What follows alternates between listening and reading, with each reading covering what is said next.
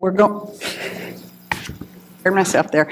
We're going back in session for agenda item number 6, examination subject matter expert qualifications. And if y'all will introduce yourselves and we'll go with your presentation. Thanks. Hi, my name is Lavinia Snyder. I am the examination coordinator for the Board of Psychology. I have here today Amy Welch-Gandy from the Office of Professional Examination Services to provide an overview of the examination development. Morning. Thank you for having me. As Lavinia mentioned, I'm going to be giving you a brief overview of examination development. I am from the Office of Professional Examination Services, and our office works with many of the boards, bureaus, and programs under the Department of Consumer Affairs, and we provide professional consultation in examination development and validation, again, to many of the DCA boards.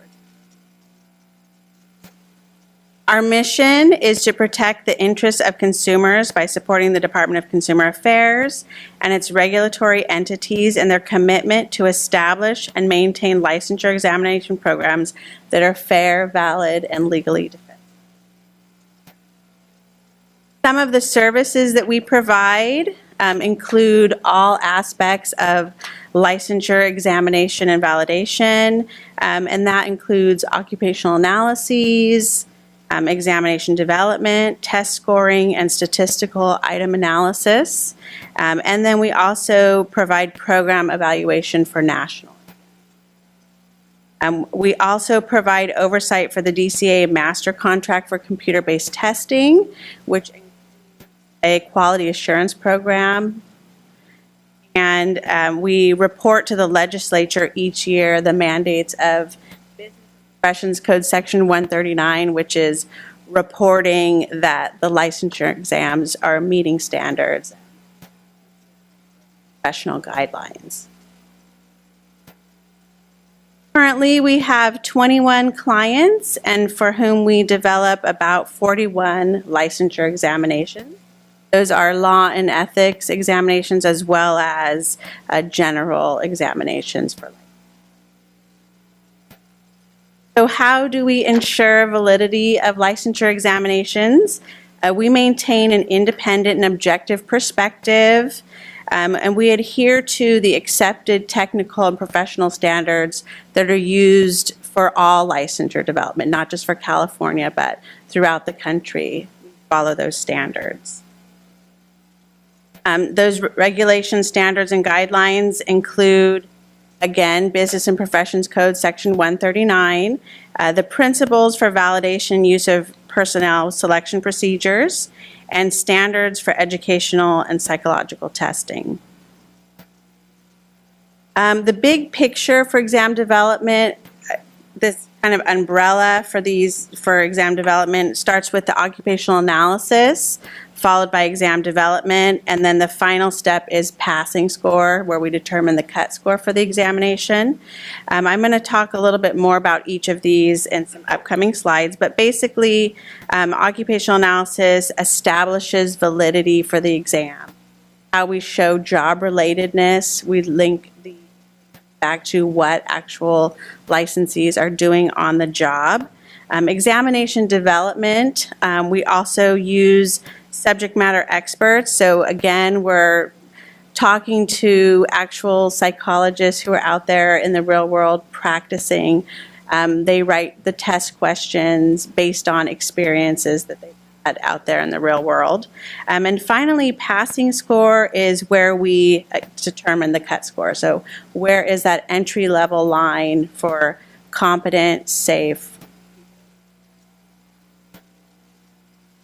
The cycle of exam development begins with the occupational analysis.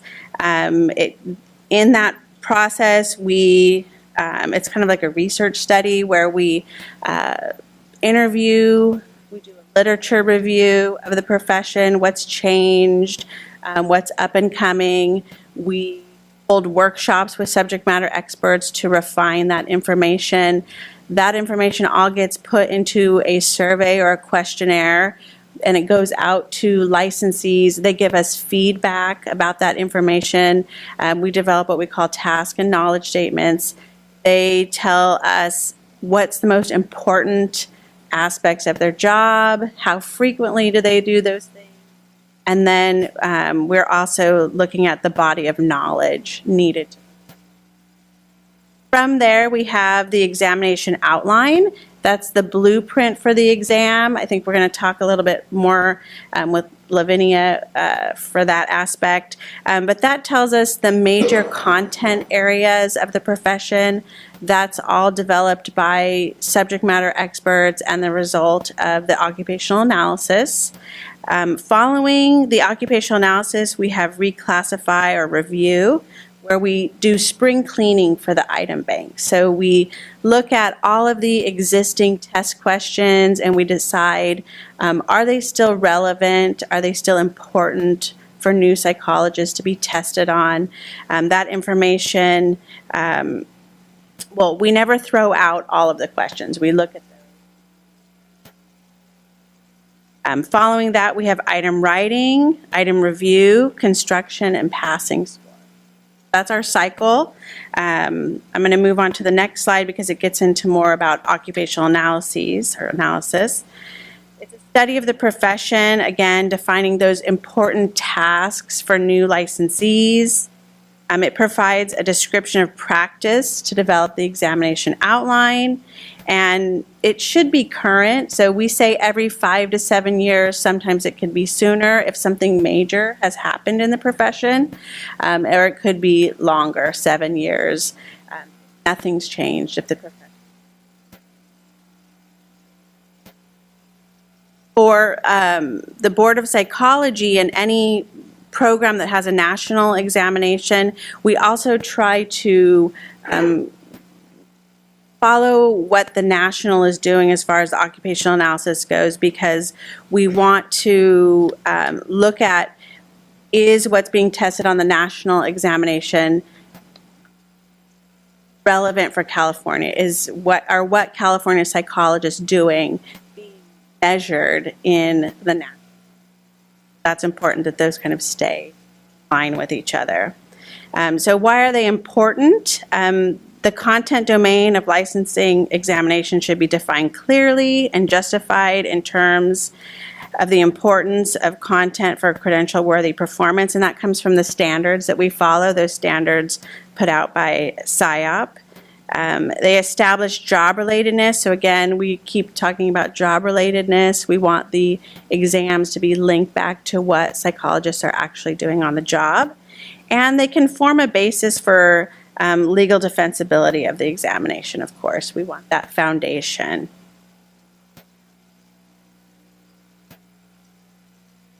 Examination outline, again, based on the description of practice. It specifies those knowledges, skills, and abilities needed for entry-level psychologists. What is it they need to know coming into the profession? It also identifies the weights. So, exam plan, we have right now 9 content areas. The blueprint or the exam outline gives us the breakdown for each of those areas, and again provides that direct link between the job and the exam. So our current CPLEE, or California Psychology Law and Ethics Examination Outline, contains 9 areas. This is a result of the previous occupational analysis, which was completed in 2012. We have confidentiality and privilege, psychotherapeutic relationships, interpersonal relationships, intervention, evaluation, assessments, records, administrative, professional issues, scientific research and publication, teaching, training, and supervision. Within these 9 areas, there are also sub-areas, and if you look at the detailed exam plan, the full document, you can see breakdown within each of these areas. There are smaller sub-areas that are tested. From the examination outline, we have item writing, review, and construction. That's part of that cycle. Item writing is where we invite licensees to come in. They use the exam plan to write new questions based on what they've experienced, what they see out there. We always want new licensees to come in because they're more connected with what they know at being new. But we like to have a balance of people who, not just new, but also people who are more. In item writing, the writers are trained on how to write a good test question, what that looks like. Following writing, we have review. Review is where another group of licensees come in and review the questions. They verify that the tasks and knowledge statements that the previous group identified truly match. They also verify references. All of the questions are linked to either the law or the ethics code. So they do use, those are the two main references that we use for all of the test questions. In review, we also ask the group to help us say, yes, the key is correct. Sometimes writers will find a tidbit of information that they think is a fun fact, and they write a test question about that. And we eliminate those because we feel like they aren't fair for new licensees. Following review, we have construction. That's where we put together the exam or build the exam. A group of licensees is presented with test questions, and they pick out the questions based on the percentages within the exam plan, the best questions that they think will measure that entry-level knowledge. And finally, passing score. Another group of licensees will come in and take the test. And we do that so that the licensees or the participants can get that sense of being in the shoes of the candidate and feeling, is this a hard question or is it an easy question? What did I need to think about when I was answering the question? Did I have to reach back to my schooling, my education, or did I have to think about what's happened to me on the job? I apply my experiences.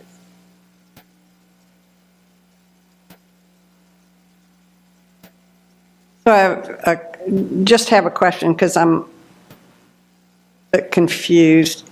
You don't put any questions on the operational form that haven't been pre-tested, do you? We do if they've gone through, rarely. If we need an item or if it's been through review, and they go through many reviews, and the groups feel like it's perfect and it's a great item, we will monitor it closely. But for the most part, they're all pre-tested.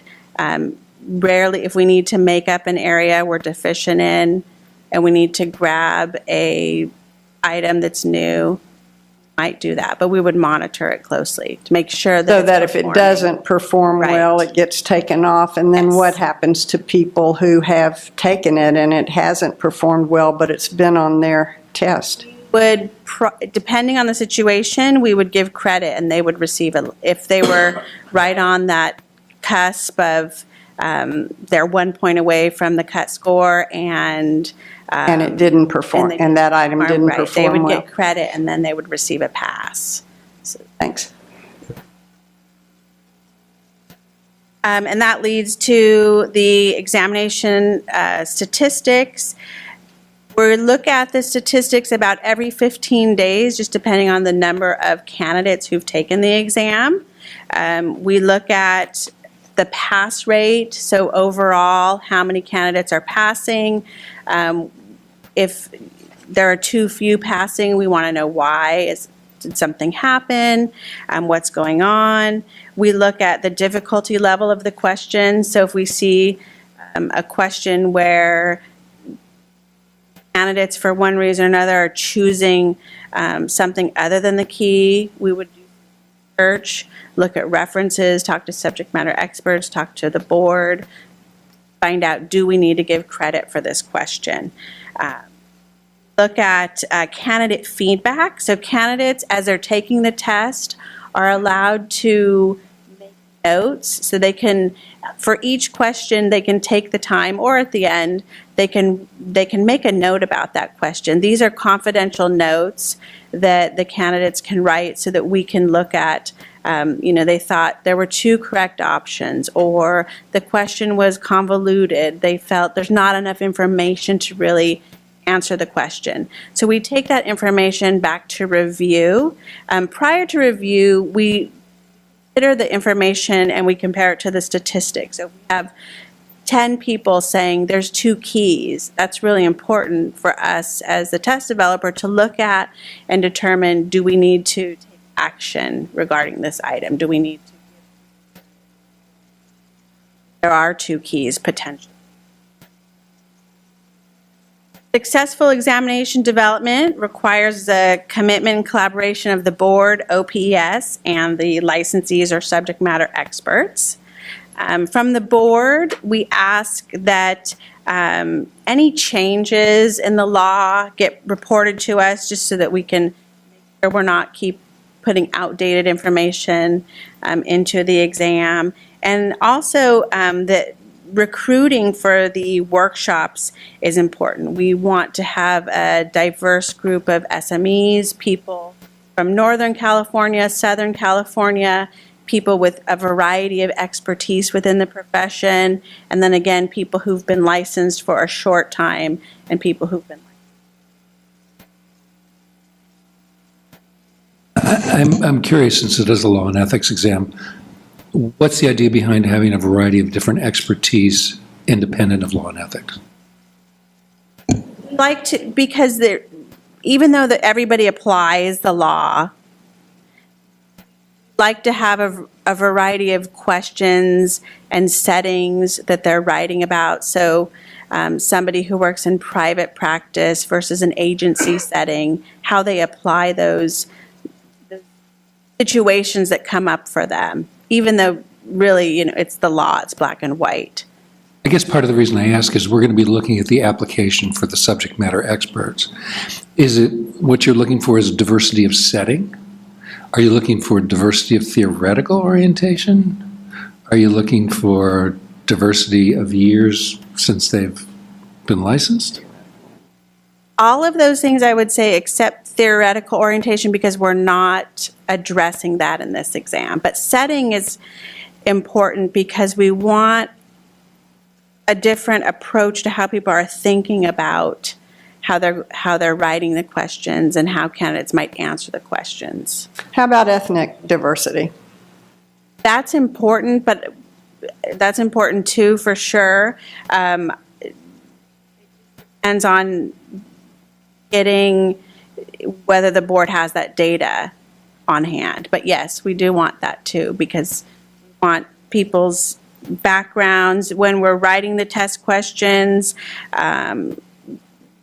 Want to know how candidates from those groups would also read this question. So if we don't have people from those groups, it's hard to talk about that. So I'll just ask one more question and turn it over to you.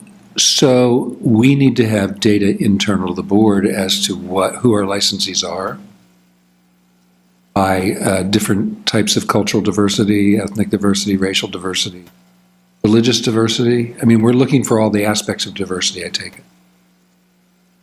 I think that if you have an application, I don't know if that's information boards keep, but if they apply, then potentially that could be. I'm not sure about religious diversity, but. Yeah, I'm just wondering what types of diversity you're interested in. Mostly it's area of practice,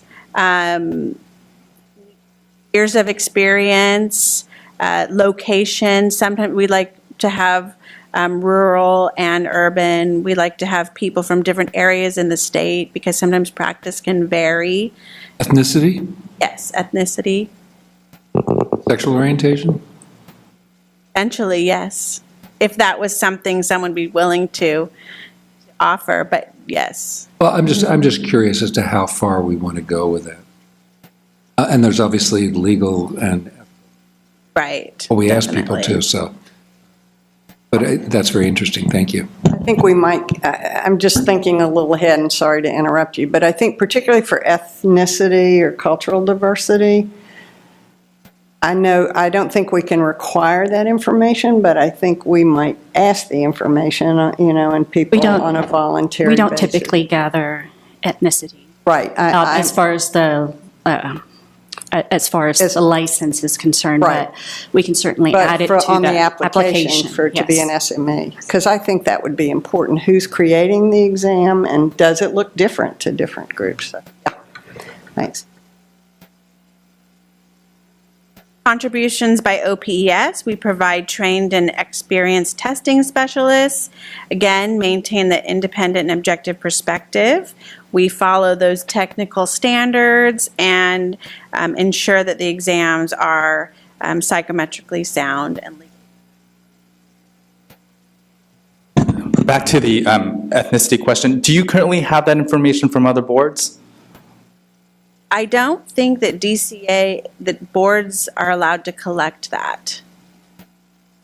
So not for licensure, but Oh. you mentioned earlier that that's something you would take into consideration in terms of reviewing the exam. So do you currently get that information from other places? No. So as of standard practice across all, we currently don't have a way to determine if there is diversity in terms of ethnicity, in terms of creation of these exams. And I'm going to show you some data on the SMEs who've participated. We have a personal data form, which is confidential. The SMEs don't put their name on it. But for the programs that come in, we collect that information, and it's self-reporting. But we don't know, as far as ethnicity is concerned, who we're going to get until they arrive. Right. Yeah. And even, sometimes we've looked at last names, but that's not always an indicator because people can be married. Last name that you think might be. But,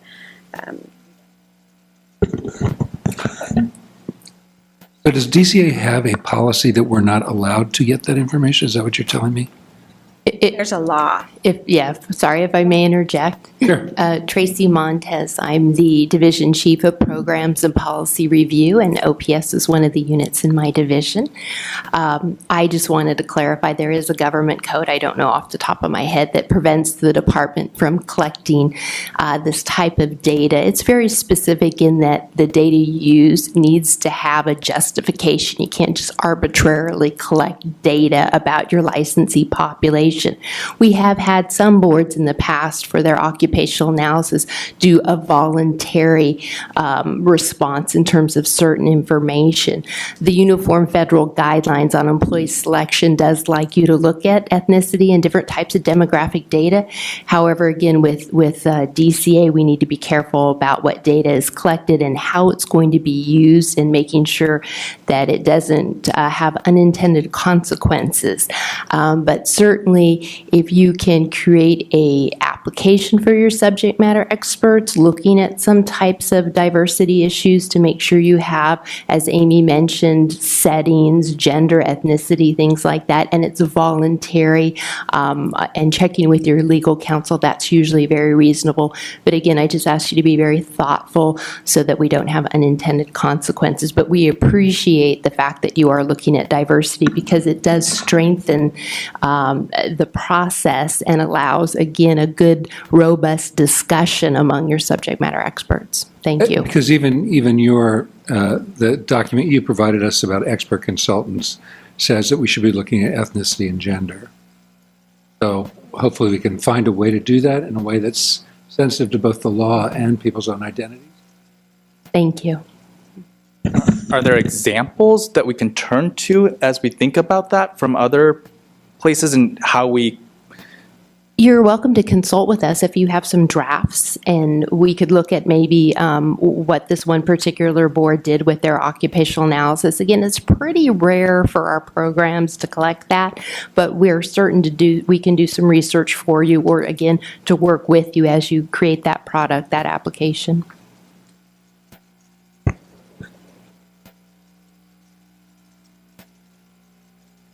On to subject matter experts, or the licensees.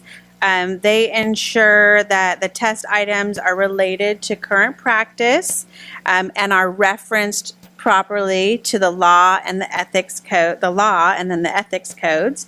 They help us to ensure that they're not trick questions. A lot of times we get feedback that we're trying to trick them, and that's not the case. You know, we try very hard to write questions that are not tricky. They're clear and appropriate for current practice, and we want them to measure comprehension, analysis, and application. And that's from Bloom's taxonomy, we want that higher level of thinking for the candidates taking the test. We don't want simple memorization type questions. So now statistics, this is for the SMEs who attended workshops in 2017. So we had for years licensed in California. The majority were Excuse me 0 to just 1 5. second Yes, before. yes. Is this just for the Board of Psychology? Yes. Okay, Yes, thanks. just psychology. So we had a good representation of those entry-level licensees or the newbies. Hours worked per week. Most of the SMEs worked 40 or more hours, which is good because they're actually out there working. And that's important, again, because we want everything back to what's going on. Work title, this was a self-fill-in title. So the majority of the SMEs wrote that they were a psychologist, followed by clinical psychologist.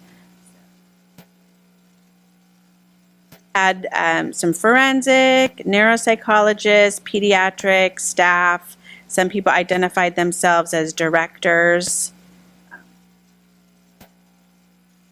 Work settings, the majority came from private practice.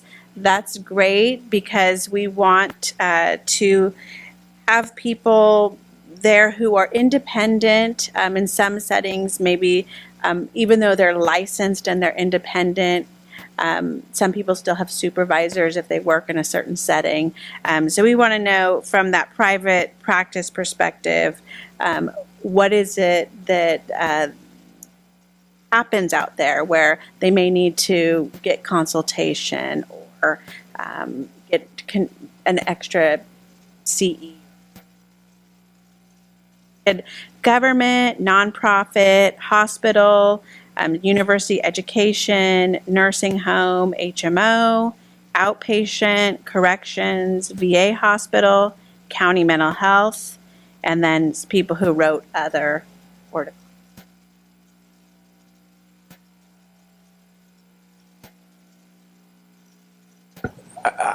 Are the categories of VA hospital, county mental health, a drop down of government, or are they listed separately?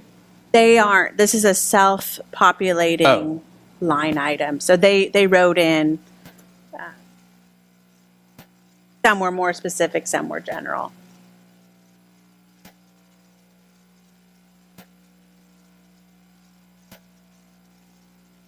Location of primary work setting, the majority of the SMEs were from urban settings.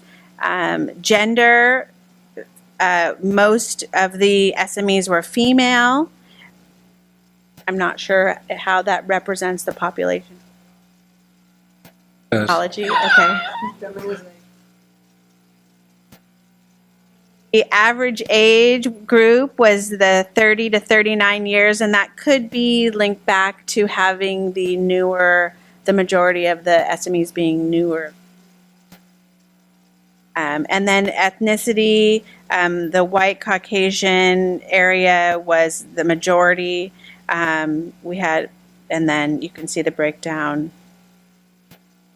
So definitely it would be great if SMEs were willing to share that information and help us have more diversity.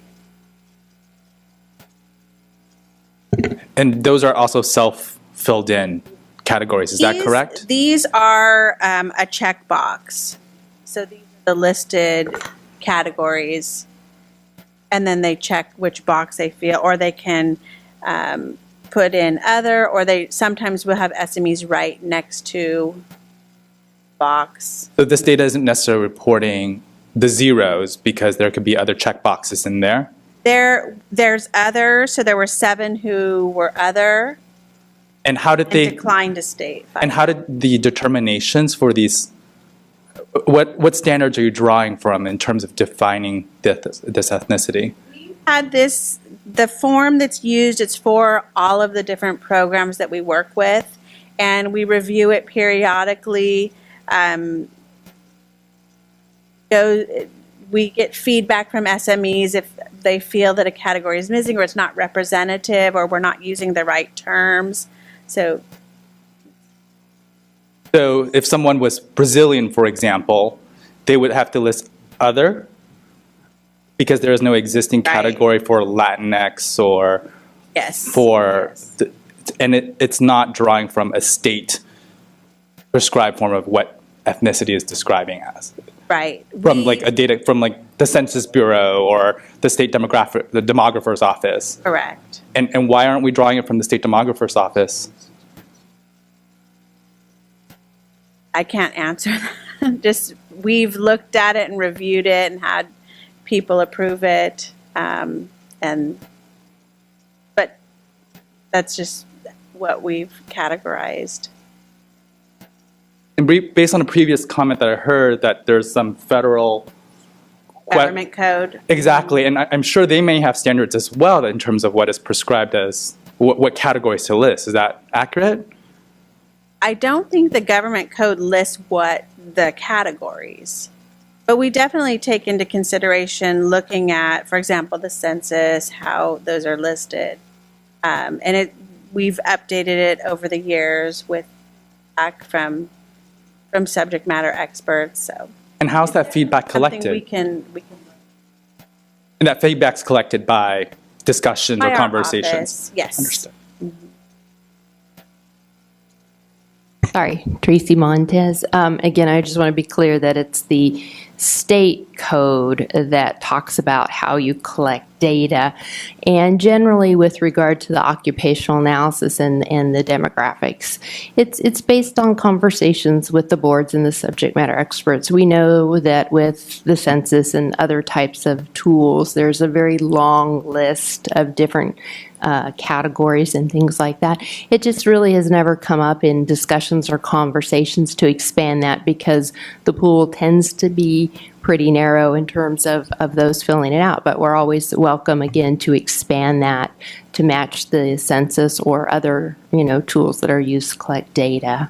And as Amy said, under other, folks will write it in or they'll comment, and then we, again, take that feedback into the process. And I think there was a Liu bill, Senator Ted Liu, back when he was in the state Senate, that actually defined some categories out there. And I would be curious to know how this falls into alignment, or if the bill does not cover this data collection resulting that, because there was a larger conversation about the collection of data in the Asian Pacific Islander community, because that currently does not include Pacific Islander and Right. certainly does not include other folks from Latin America, among other things. And Right. so And that- this is not trying to be insensitive to that. I worked over at the Department of Education, and we did expand all of the data collection there to reflect that bill, so I am aware of that. And so, but yeah, we're always happy to, again, expand that. We're not trying to exclude any categories, but as you can see, with other and declined to state, it's smaller. Again, not saying it's less important. It just hasn't been a flag that's been raised for us in terms of having to partition out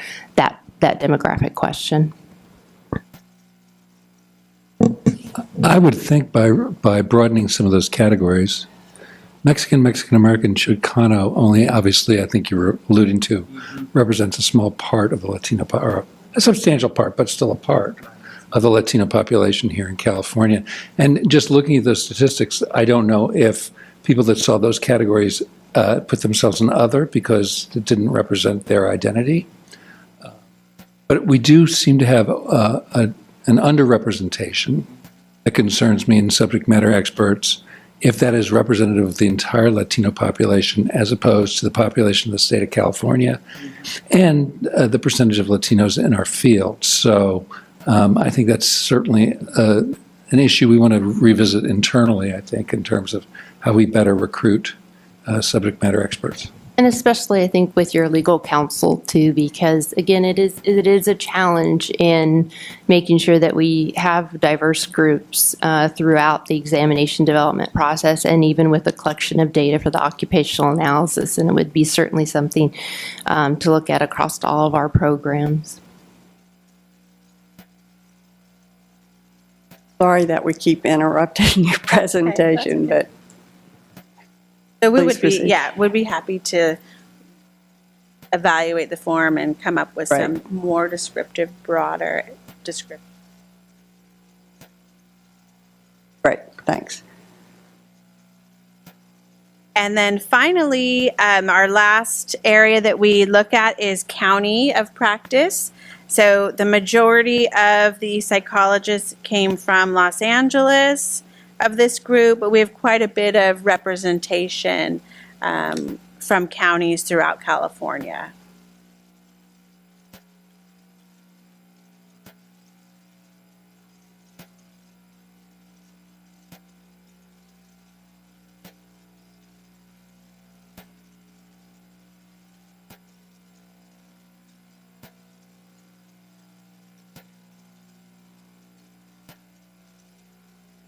Happy to answer any questions.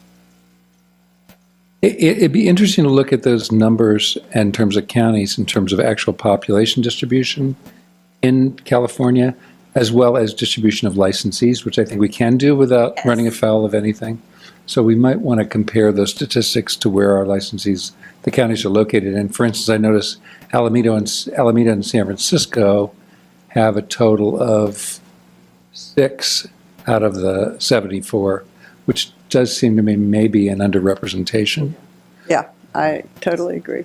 So in our thinking, as we look at our subject matter expert application, we may want to ask some of those questions. So then when we pick people for our workshops, it really is more representative of the population and where psychologists are practicing and stuff like that. I know we have the majority of psychologists in Southern California, but not all in Los Angeles, so we have a sizable portion up here too. So anyway. Definitely a balancing act, making sure that you capture all of the pieces by getting the representation by county, getting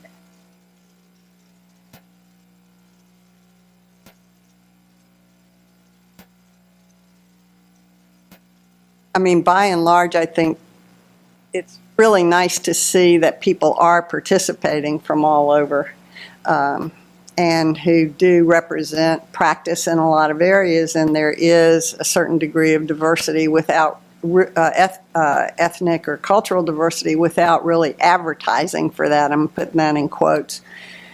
So that, that is nice, but I do think maybe we can have some ways of changing our application that really could highlight some of this stuff, and maybe get some more applicants from subject matter experts. It may be harder for rural people. they're the only psychologists in Right, that area. that's right, yeah. We may need to emphasize more the fact that subject matter experts in this situation will get continuing education That's credit, right. and that they do receive a stipend for doing it to make the situation as attractive as Right. possible, to try to draw in as many people as possible so Yeah. we can. So we'll take a look at, we'll take a look. Any more questions about just the Office of Examination Services? I do have a quick question. So the majority of people working there, I take it, have a strong background in testing theory and statistics, and Yes. are most of them psychometricians? Most of our staff have a master's degree in IO psychology, and then our chief has a PhD in psychology, and Tracy. So your people that are, part of your education was construction and interpretation of tests. And just the references that they talked about. I mean, those are the references in desk instruction, so. And I would ask that this be made available to the public, since it was presented here today. I think that we certainly could have benefited from receiving this earlier and had hand copies. But I think for a larger conversation for the public, to be able to see this, and as we think about these discussions, since it was presented here today, it should be included online at some point with the rest of our Bert has packet. it, so. Okay. Great, thank you. Yeah, If we could all get a copy of the PowerPoint presentation, all the committee members, that would be very helpful that as would well. be helpful, thank you. While Amy's here, at the last meeting, the committee had asked a question about why instructors We're going to move back. were not allowed to participate in SME, in the workshops, the SME workshops, and address that. Could you say again, what was our I'm question? sorry, at the last meeting, the committee had asked a question about why instructors and teachers are not allowed to participate in our SME workshops. And while Amy's here, she would be the best person to that.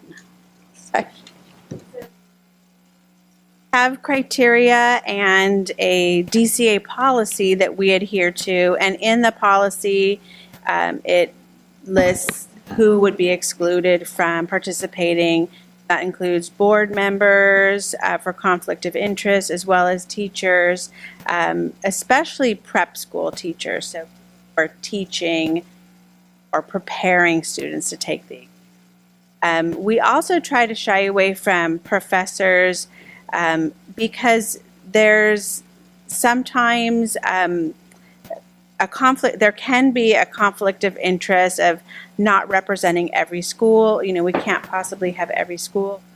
Also, they may come back and go back to their classes and teach what's going to be on the test. And so we just want to keep that line of separation. Well, I think given that this is, it's clear why board members couldn't do it, or even people who are teaching test prep courses.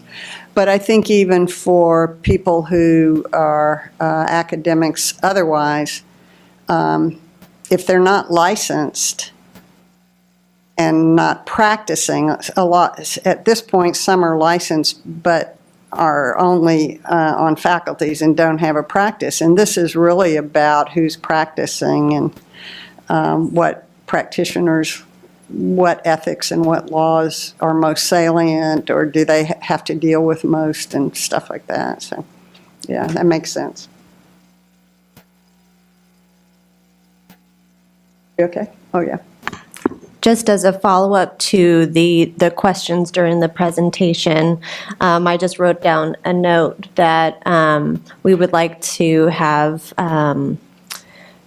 perhaps Ms. Snyder come to our Outreach and Education Committee meeting where we can talk about outreach for SMEs so that we can have a more diverse pool of candidates, both regionally and culturally and ethnic diversity. So I just wanted to say I wrote that note to myself, and we'll make sure we get that, because not only do we want to collect data that's relevant and consistent with other state and federal agencies, but I think we want to look at what are our recruitment efforts and getting out to the organizations that can perhaps help us to be more representative in our pool. Great.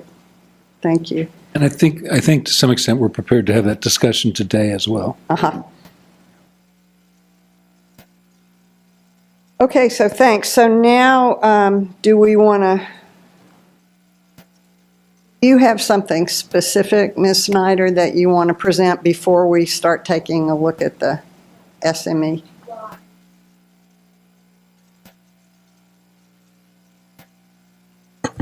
I just, again, wanted to thank the committee for letting OPS make this presentation, and we're always happy to come to a board meeting if you'd like any kind of presentation on exam development. We'll defer to Antoinette, but she knows we're always available for that.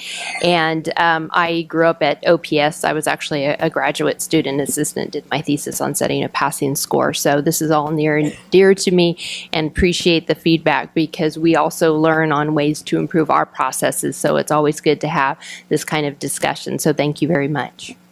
Thank you. Sure, of course. I just had a quick question. Is there, in terms of onboarding staff and orientation, is there some sort of diversity and inclusion training for OPS staff in terms of thinking about these questions and the work that you do?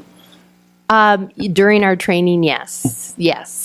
We have a lot of new individuals at OPS, but yes, we are working with them and making sure that we delve more into the psychometric aspect because, again, they have a very general background in testing, and so what we have to do is tailor this to DCA and to licensing. Yes, our standards govern selection, licensing, regulation, but we have to bring it down to a very narrow focus, and then again work with government codes, federal guidelines, and then the protocols of each of the boards and bureaus. So yes, we are constantly trying to make sure that we put everything together so it's fair, valid, and legally defensible. Thank you. So I just wanted to go over the handouts from the last licensing meeting. The board had wanted to look at the subject matter expert application, so you have that in your handout. I also provided an updated one on your desk. So you should have a revised SME application because Dr. Horn had made a suggestion to add the content, this LEE content area in application. So that should have the content areas of the CPLEE added to that. And then the second handout provides the policy of OPES 11-01. It talks about the qualifications for SMEs, how to recruit SMEs. And I know that at the last board meeting, there was a question about instructors, and that should be addressed in that policy. And then... Excuse me, which one is that? Is it to what you handed us today? It's the one in your, I guess, on your computer. Okay. Okay. It's the second handout. All right. Thank you. 56.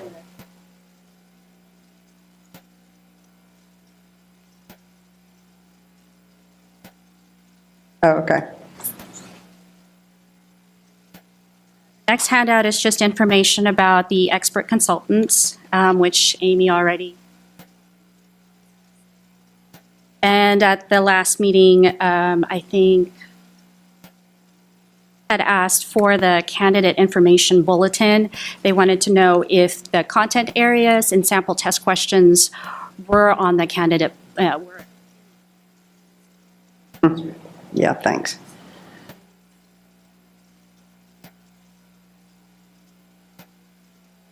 Sorry. Dr. Horn had wanted information about what we present to the SMEs. We provide them with an invitation. We usually provide a cover email which tells them, what you can get if you participate at our SME workshops, and it also provides travel information. And then once they've been selected based on their application, we provide them I call it a CPLEE participation confirmation letter, which tells them the date, time, and location of the workshop and hotel information, travel information. So, thanks, Ms. Snyder. If you'll maybe stay here, and I don't know if we're going to have other questions for you, but as I look, I don't know whether to take the application first. I think there are things one of the things we heard at our last meeting is that y'all have had some difficulty getting an adequate number, so you can sometimes select a diverse group of potential SMEs. And that was one of the reasons we wanted to show how you do recruit folks. And as I look at, first of all, the SME application, but then also at the letter recruiting folks, I think maybe the information is there, but needs to be packaged differently. You have to go down this letter a pretty good ways to see that there's any per diem, and I'm not even sure if I see that people get continuing education credit in this letter. And I think that should be really right up at the beginning, as we say we're looking for people to do that. But then also, I think it's kind of confusing on the application itself, what we're, why we, kind of what information we want.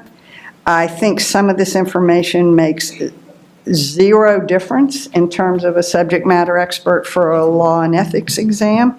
And I think we may, if y'all are looking toward using the same application for people who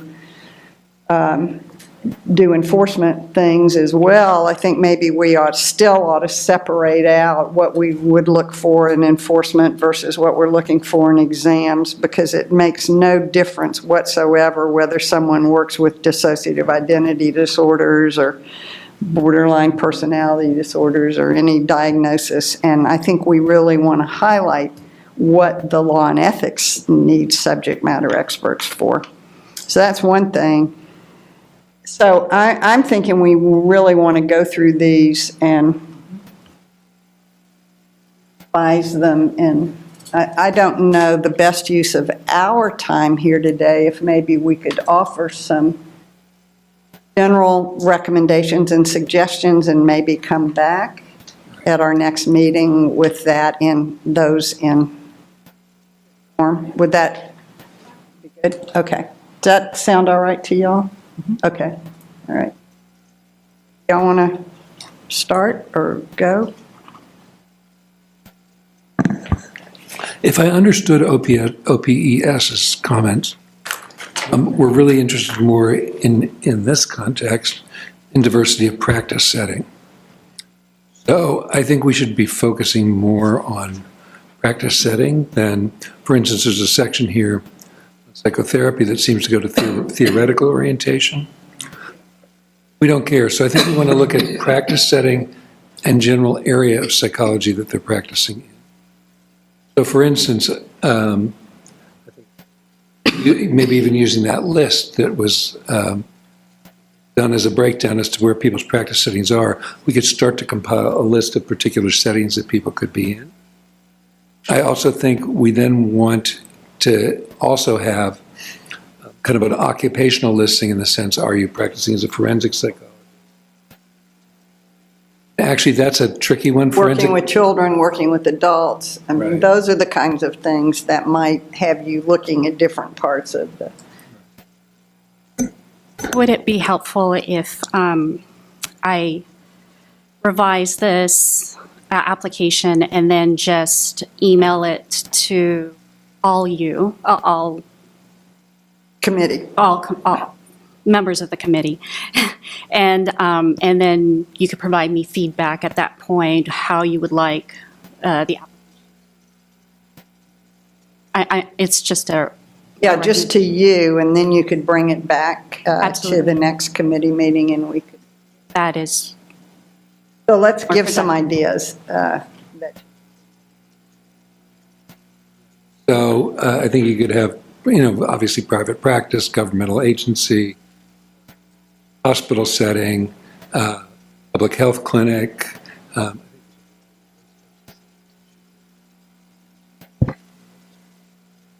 On the other side, the type of practice people are engaged in. Forensic psychologist, which is a tricky thing because People that work in correctional settings consider themselves to be forensic psychologists, and people that work as consultants to attorneys or as expert witnesses in the courts consider themselves. Probably need to be able to delineate very different areas of practice, although occasionally they will overlap. Psychotherapy, assessment. I think those are the types of subject matter or types of modalities of practice that industrial organizational psychology, Consulting. Academic administration. So I think we want to. One way we could catch them. You mentioned something before teaching. What was that? I didn't quite. Academic administration. Or it could just be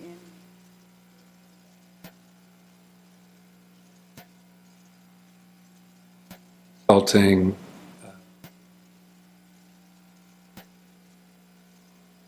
Psychotherapy.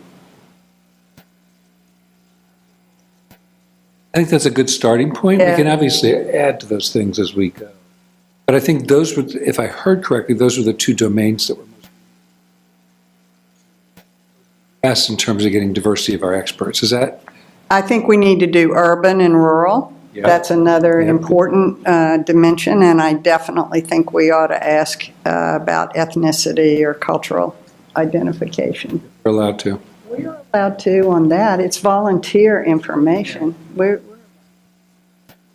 Yeah, you can ask it if your program has a reason to, but you can't require it. I'm not sure how it would be used in this context. Well, the purpose would be. We want a diverse sample in that way as well for our experts every step of the way.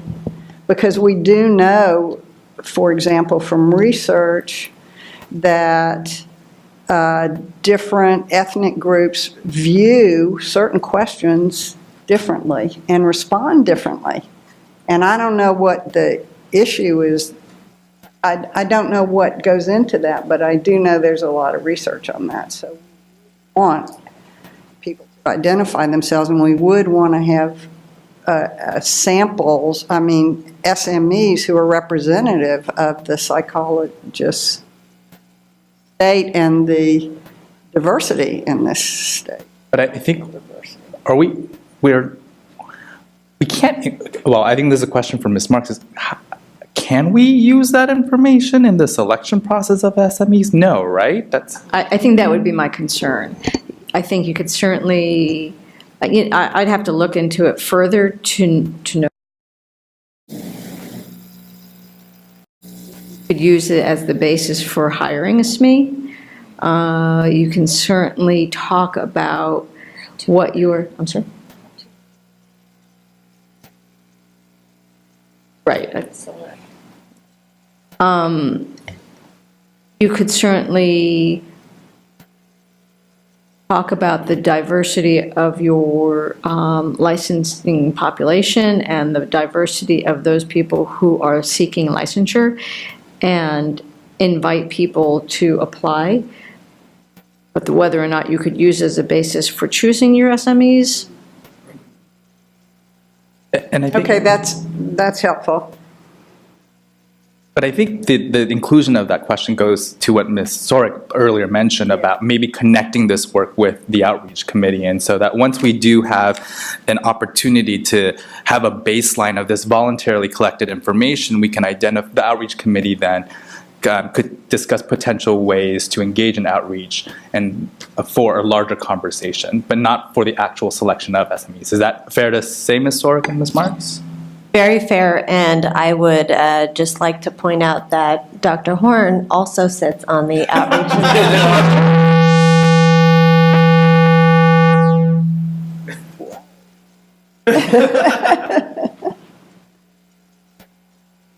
So yes, we could continue that discussion. We might collect that data simply for the purpose of knowing whether we're doing good outreach. Yeah. as opposed to using it as a criteria for selecting subject matter experts. The most concerning thing I saw in the entire presentation is that we've got 1.4% of our subject matter experts in that sample was Latino. And we know that there's a substantially greater proportion of Latinos in our profession and in the population in the state of California. So we want to see what we can do to make sure that we're at least making all efforts to diversify our efforts of outreach.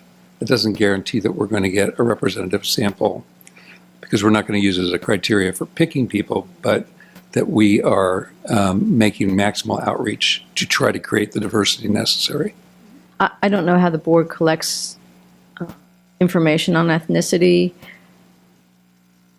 I haven't reviewed the application recently, so I don't know if it's there. You could consider, isn't there a letter that goes out after firm that they've met all the qualifications for licensure, say, hey, congratulations, now send us your licensing, your initial licensing fee. You could potentially, because at that point, people might feel more open to providing that information. It still has to be voluntary, but maybe on that letter initially, send this information in, and you can start maybe collecting that data for the people who are at least now getting licensed, and then potentially use that to say, hey, our licensing population is changing in this way, and we want to make sure that we invite a more diverse selection of people to apply to be SMEs. In terms of a starting point for categories, I think potentially looking at, I think that as we heard earlier, the Department of Education, and I suspect the University of California and CSU system probably have the most robust and probably comprehensive categories in terms of that. And so it might be helpful to look at what UC or CSU has done because they've been engaged in that. And it's, I think, more aligned with current practice and discussions than what we saw earlier.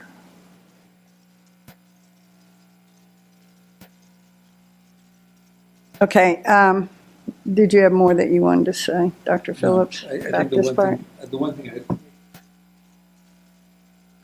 one thing I take it would be permissible just to seek information as to urban versus rural setting. So that would be a separate category. Just to clarify, so I will revise the SME application, by the cover letter, the SME application, and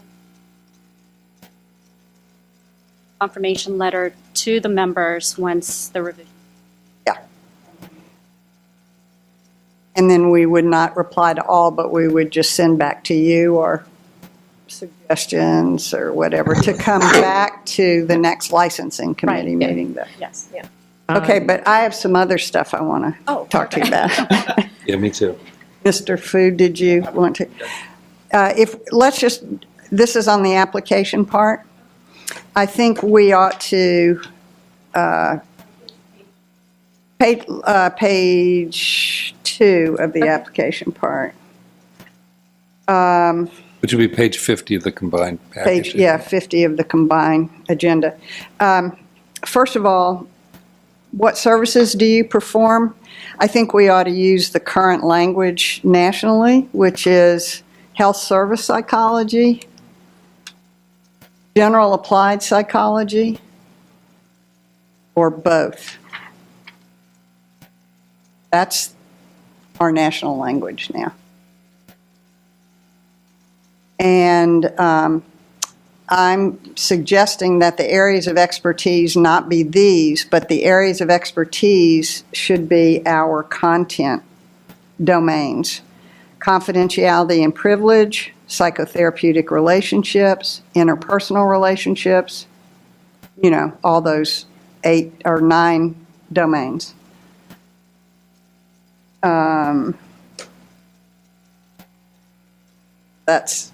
That's for the application. I have some suggestions otherwise for the cover letter, but do y'all have application recommendations? I think we do recognize that this is an application that was developed for a variety of different purposes.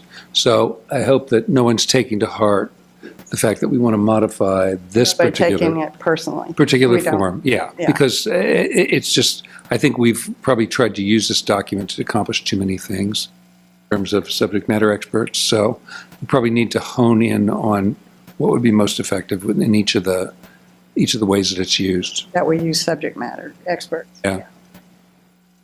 A quick question. Dr. Phillips, you had mentioned earlier in this discussion of the different populations that psychologists work with as a separate category. Is that what I heard earlier? Or you maybe had it in a more artful phrase than I said it, but I honestly can't recall the comment that I made, but that's, Like type of, you said forensic or assessment or psychotherapy, but I think if we get folks who are subject matter experts in the content domains, we should be probably okay there, unless you had something else. I think, do you think there may be a way we were able to ask them if they serve culturally diverse communities? Which I think we want to get people that are having the experience of working with culturally diverse communities as opposed to, I mean, all of California is culturally diverse. It's impossible not to, one of the wonderful attributes of the state, but some people really specifically work with target populations. So without asking them what their ethnicity is, it might be useful to find a way within the application. Not sure how to do that, but I think putting just diversity box, cultural, ethnic, gay, lesbian, transgender, HIV, kind of like a, right. I don't know if that works. Or like I- a specialized communities. I think we have to think of what we need, what we want from our experts, what's important in our experts. And I don't think, I mean, do we want to say ethnically diverse? I mean, the place where it might make a difference in terms of answering ethics, I can't imagine that if you were diverse sexual orientation or diverse, that make a difference in how the law and ethics are. Well, if you, What do we, you know, I think what will help us get good experts that way? I mean, that's what I'm struggling with. I do actually think that, particularly as it relates to ethics, that in certain communities, particularly closed communities, for instance, if you're working within the Orthodox Jewish community, or you're working within the lesbian community, it can be a relatively defined population in which you come in more contact with your patient than you normally would, or if you're sitting in a rural setting, it would be a similar situation, becoming more contact. And so ethics does, the ethical rules are the same, but how they're applied given those external parameters are different. If you're in a town of 100 people and you're the only psychologist, and also whether telehealth will be necessary could look different. So maybe we should play with that a little bit and see if it's going to be useful to do. But I think I'd at least like to have it in the mix initially to see what it would look like, and then we can think through the implications. So, you know, again, I mean, that's fine. I'll go along with it, but I think part of this is OPES will, I mean, if you got one person who's representative of this closed community, say, for example, that person isn't going to say, I mean, when we think this is for everybody, you know. So yes, there may be differences, but this has to be, it's got to be for that general area. So what does everybody do? What will we expect everybody to do? I know what you're saying. You know, so anyway, that's kind of where I'm thinking. I mean, because that's what we're interested in. I think for staff, I think what we always are interested in is what kind of story does the data tell us?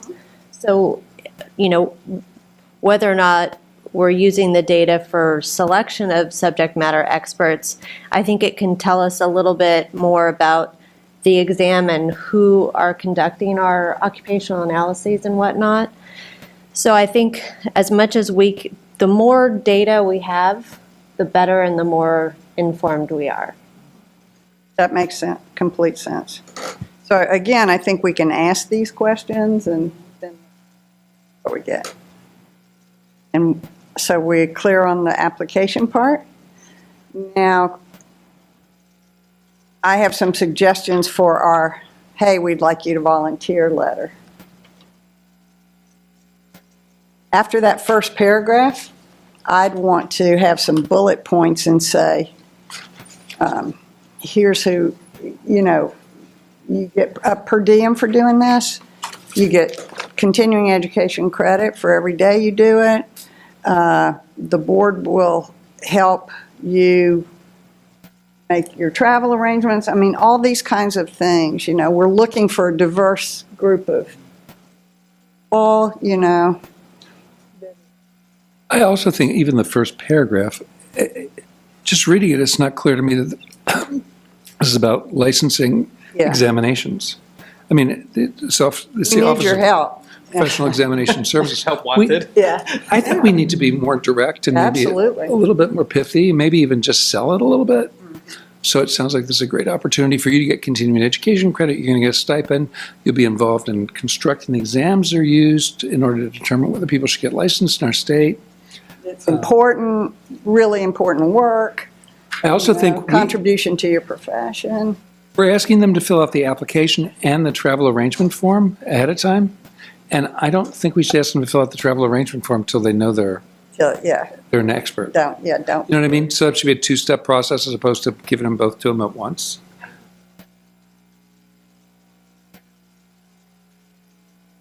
Right. Absolutely. Right. Absolutely. It doesn't need to be in there. And I'm wondering, and maybe this is part of the application and not that we necessarily use it, should we ask them to include a current resume with their application? Don't ask them, but I'm wondering, and I don't know how we'd use it particularly, but I think it just kind of says, yes, this person is SME in this area. I guess the problem I have with doing that is that for some people that are well established in their careers that aren't doing work that requires people constantly looking at their vita, typically people probably in private practice that are older and just have an established private practice and they don't really need to do much more to market themselves. They may not have an up-to-date vita, so I don't want to create an obstacle to them doing it, so they have to sit down at the computer for 3 hours and kind of revise some old vita. We could ask them to optionally if they'd like to include a copy of their vita. I don't think that makes any sense. Okay. So. Okay.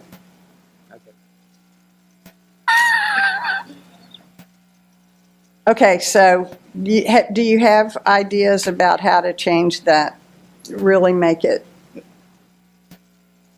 Sexy. boom? Sexy. It'll be the funnest thing you do all Well, year. it depends on your definition. We are psychologists after all.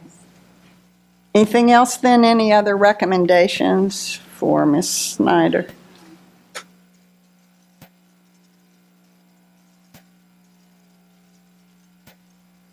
Find that.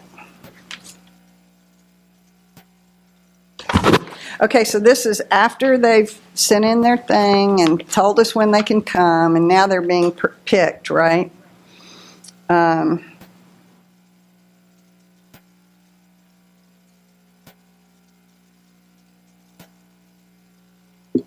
think what I'd do is I would definitely bold, you'll receive a $300 per diem and 8 hours of continuing education credit. Okay. Okay. I mean, I think they just need to be reminded of that.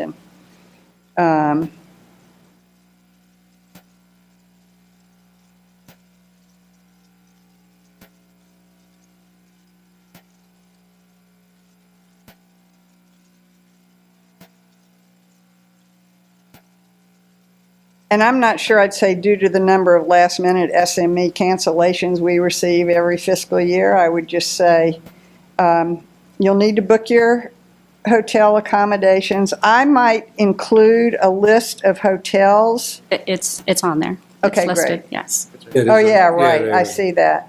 And I would say that, below are the hotels that do a Okay. state rate, and the board's going to reimburse you for that state rate. So everybody always comes here for all the workshops, which makes sense. Yeah, and, but I would highlight, here's what, these are the hotels, make your own reservations, they all have a state rate, you'll be reimbursed for that. Can we tell them if they're unable to locate, if they check all these hotels and are unable to get the state rate at any of these hotels, they can check back with us and we'll try to give them some alternative names of hotels? Typically, the hotels, they don't, most of them don't provide the state rate. Well, they get They're like it gets- $115 per day is what they're asking for typically. How much? 100, I think it's 115 per day, sometimes even more than that. Well, then I think we are, I'm sorry, I didn't mean to interrupt. And typically what I try to do for the SMEs is provide, as soon as we get their contract and it's approved, if they show that contract to the hotel, typically the hotels would provide the $95 state rate at that point. I can try, we have a system in place that we could book the hotels, but I would need their credit cards for that, and I can't keep it on the corporate No, I card, don't and I'm I don't not think you. comfortable getting. Well, then, if you could explain that process to them in the do. letter, that would be good, This is how you get the state rate. So here are the local hotels to get the state rate, once you've made your reservation, provide me, As a frequent traveler to Sacramento, I will tell you that a lot of the hotels do give the state rate, but as soon as they've booked up the rooms that they've allocated the state rate, then you're kind of on your own.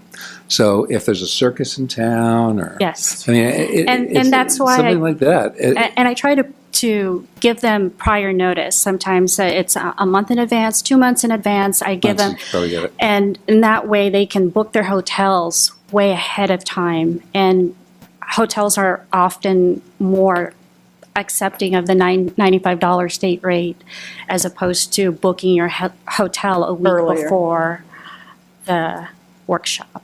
So if you would explain that, because you actually do a lot to work with folks, but it's not clear from this letter that you do. Okay.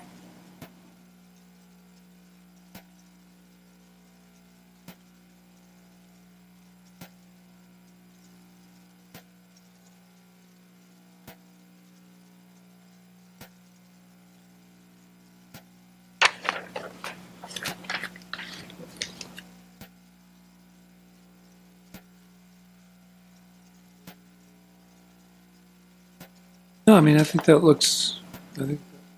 Oh, in terms of the per diem,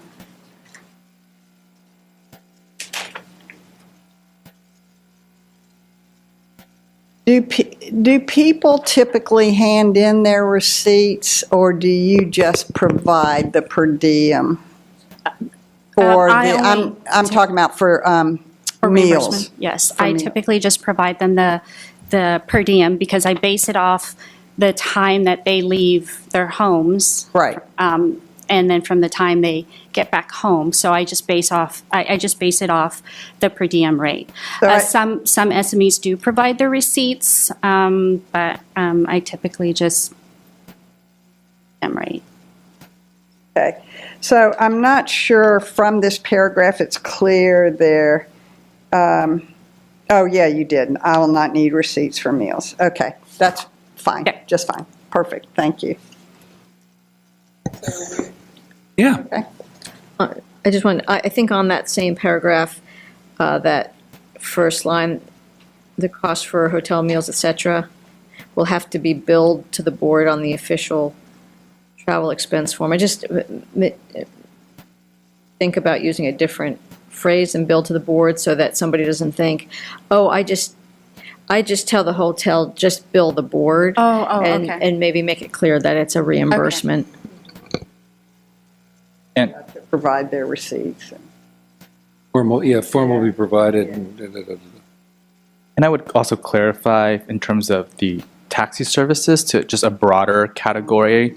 I'm sorry, say that again. So for the paragraph after where you list the per diem rate for meals, Okay. a broader category of maybe transportation network companies or rideshare apps, so that it doesn't appear that the board is endorsing any particular service, a car service. We definitely don't want to. So since I got in trouble for for accidentally Uber. mentioning an unnamed wholesale company earlier. That will not be. Shall not be named as an analogy. But no, just broader discussion. I think Okay. the term, is it transportation network company is the official CPUC term now, or rideshare, whichever is more colloquial and but still understandable, but so that folks know what we're talking about. Even if you just generally said ground transportation. Okay. Yeah, Yeah. a variety of different forms of ground transportation. Yeah, that's totally fine. Yeah, I would worry about the expert that couldn't get from the airport to the hotel. I know.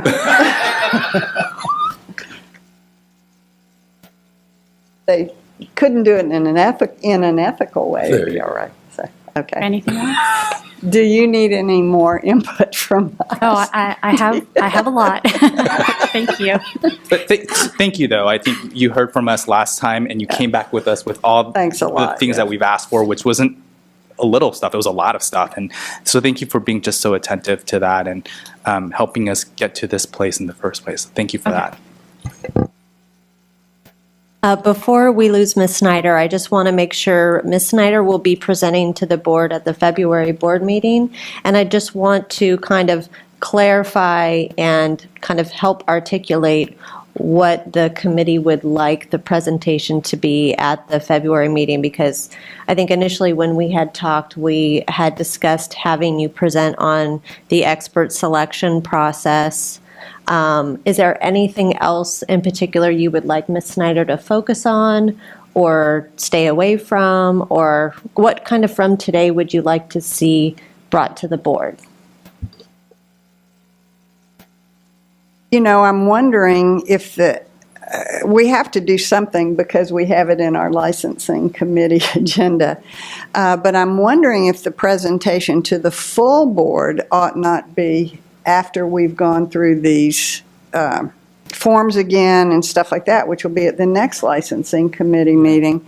So I'm wondering if we wouldn't put that off and have you come after the licensing committee's met again, we've looked over the new forms, and then you go and talk about that makes more sense. I mean, we can say in our report to the board, to the full board this time, that we're in the works, those forms are being revised, right? So would that makes most sense, I think.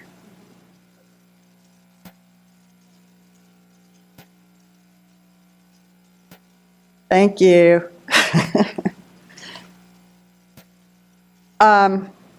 We've been talking about this. Let me ask, is there any public comment on this that we've been talking about, which is we're basically going to revise these, have Ms. Snyder revise these forms and bring back to our next licensing committee meeting, Dr. Emus? Anything you want us to think about?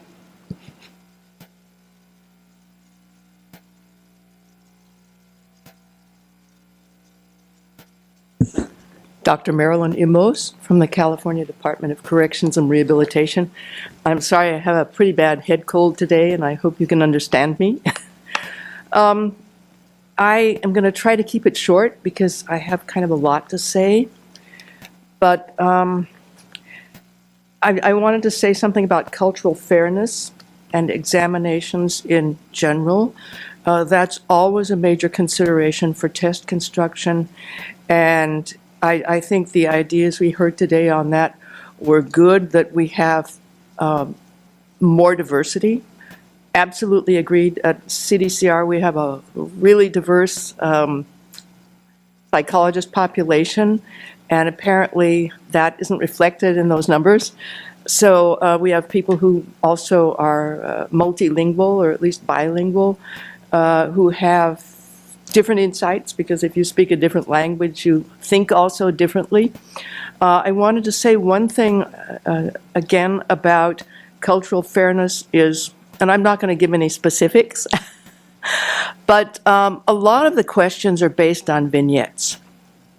At least they were when I did the licensing exam 13 years ago, almost 14 years ago, after coming from German-speaking Europe. So I was not new to the law, but I was new to the country, having been gone for 34 years. And I have to say that a lot of the vignettes in those days were really specific to specific groups. Now, I'm sure it's not like this. I'm also part of this test construction committee, and I was there once, and am coming again this year. But there were vignettes that you really had to have special knowledge about things that don't have anything to do with law and ethics, like buying a house, and that the question was actually dual relationships. But I didn't know anything about buying a house, California. And really, that probably wasn't, probably a lot of other people don't, if they've never bought a house in California, right? You can live in California and have never bought a house. So those were kind of things that there was vocabulary used in the vignettes that were specific to buying a house. Help. I just had to guess. So the vignettes themselves need to be general enough and culturally fair enough to that everybody can understand them and relate to them, because we're measuring somebody's comprehension of law and ethics, not buying a house or selling a car. But was that, I think you said that was a question about multiple relationships, right? Yes. So I'm thinking the buying a house part, so if I'm hearing you right, you might have gotten distracted by the buying a house part and missed the multiple relationships. There was vocabulary in there that I didn't know, like escrow and things like that. So, I understand the principle of the dual relationship, but I got exactly hung up on that. Probably not the only person. Yes, I did pass it, but probably a good guesser in some respects. I was able to pair out the stuff that I didn't know. But the vignettes themselves should be general enough so that people from different SES, different ethnic and national origins who have studied law and ethics can pass, because that's basically what we're measuring. So that's what I wanted to say about that. That's an excellent point. I see that I'm not as fast as I thought I was going to be.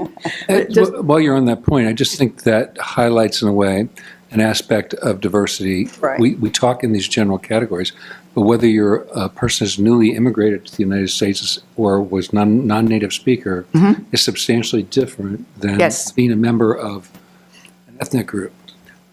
So I think. And since we have such a diverse group of psychologists, we now have over 900 psychologists at CDCR. We hope that the law and ethics exam is culturally fair for everybody. So that's what I wanted to say. Boy, I've waited 13 years to say that. Don't Have you put bought a that in the house notes. since then? No, That was a personal disclosure. Okay. Also, the assessment psychological testing, there's a lot more to that. So I'm not sure, do we give a bigger list or a smaller list there? Not sure. It doesn't represent all of the categories that are really important, that would give people an extra amount of experience for doing different kinds of, for example, suicide risk assessment, assessment of potential violence, lots of different kinds of assessments that give people a whole range of different kinds of experiences. So I'm not sure what to do about that, whether you enlarge the list of categories or. So in the, we not only have the domains, but we have the knowledge areas within the domains. And I don't know, but we'll take a look at that, how broad they need to be, how specific they need to be. Yeah. But the current subject matter expert application, that part we're saying is not appropriate or applicable to Good. the test. Good, okay. I'll go with that. I think that's good. Also, the psychotherapy, I'm not exactly sure what this represents. So, But ignore all of those. Okay, good, okay. And then just one more thing, you'll probably tell me to ignore that too, and that's fine. Okay. So, because As it's, long as you don't take it personally. no, just that one thing that I wanted to say, 13 years long, okay? Specific diagnostic categories, oh boy. So, no, good. Then, Ignore that whole section.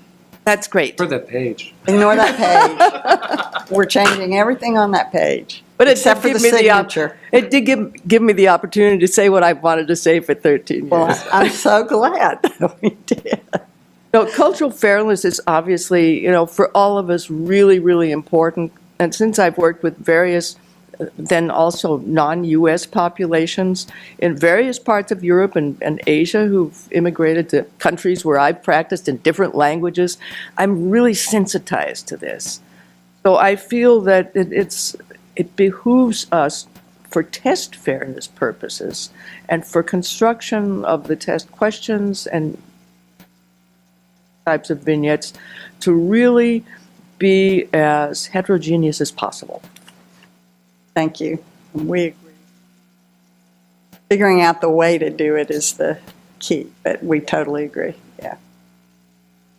So is there any other public comment on this issue? Then, seeing none from up here, shall we take a lunch break? Let's see what time it is. Okay, so it's 12:25. How long do y'all think we ought to take? Till 1? An hour? Okay, we'll come back at 1:30. So we're in recess till 1:30. It's an hour and 5 minutes.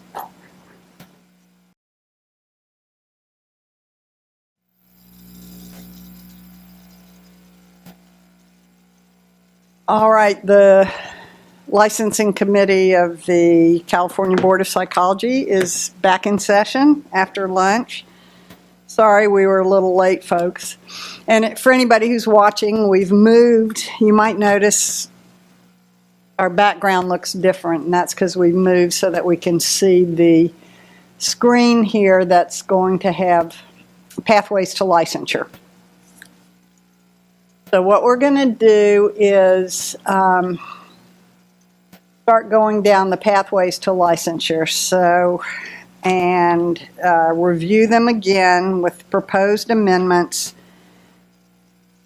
see where they are and if they're ready to move on to the board. But there are some proposals, some changes to that. So Ms. Chung, do you want to point us to where we need to be?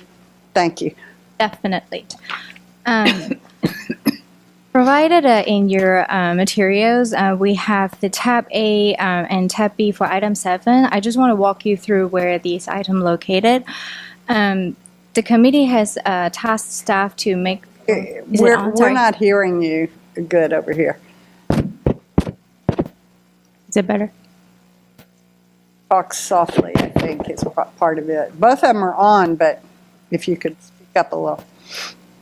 Let's try this again. Okay. Is this better? Better. Okay, great. So from included in your materials, we have tab A and tab B for item 7. So I just want to walk you through what these items are. So in tab A, you see the statutory proposal, and then tab B is the regulatory changes. So since last time at our committee meetings, the committee has tasked staff to make some recommended changes, and then staff has incorporated those changes and have highlighted in yellow. Staff has also completed a comprehensive review of those languages and make some non-substantive changes. They were also highlighted yellow for the committees to review. Committee also tasked staff to relook at section 2909 and 2910 to redraft language in combining those two sections to come up with language to clarify what they are, and task us to complete legislative research. We have provided the legislative analysts for those two sections when it was promulgated in attachment C for the committee's reference. So I don't know if you have available to you. Can you tell us what page in the consolidated agenda form online that you're looking? 1 second. Okay.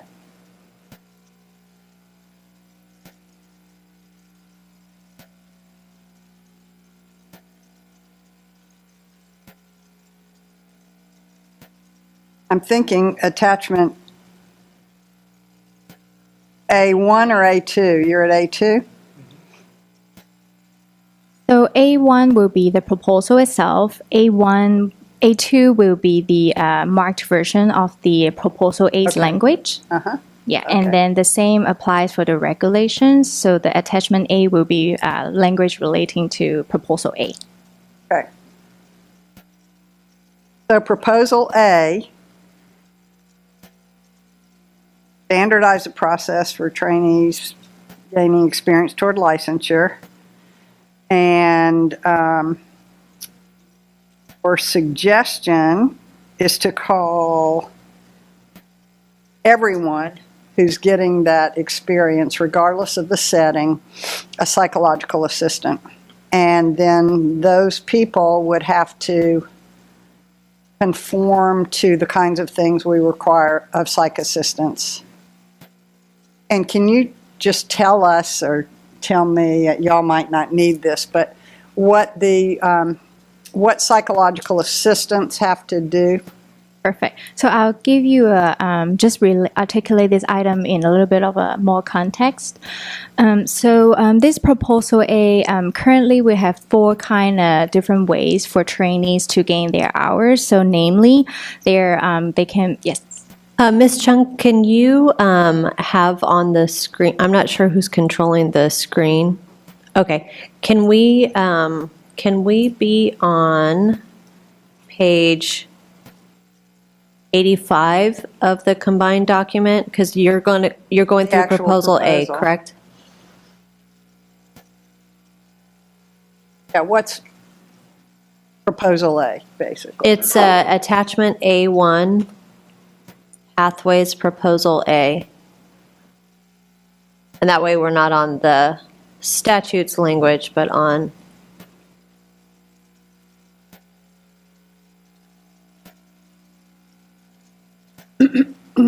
But 1 second while we sort this out.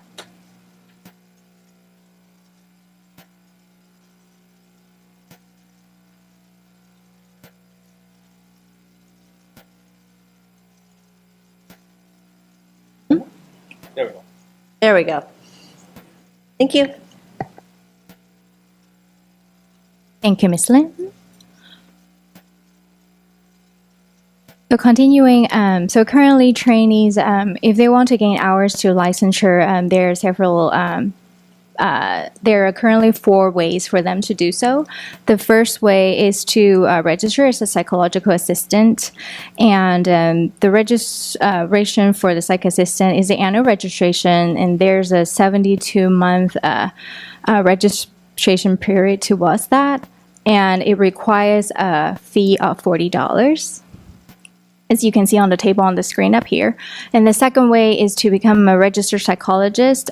This is a one-time registration, which is allow 30 months of time for them to accrue hours. Is a non-renewable.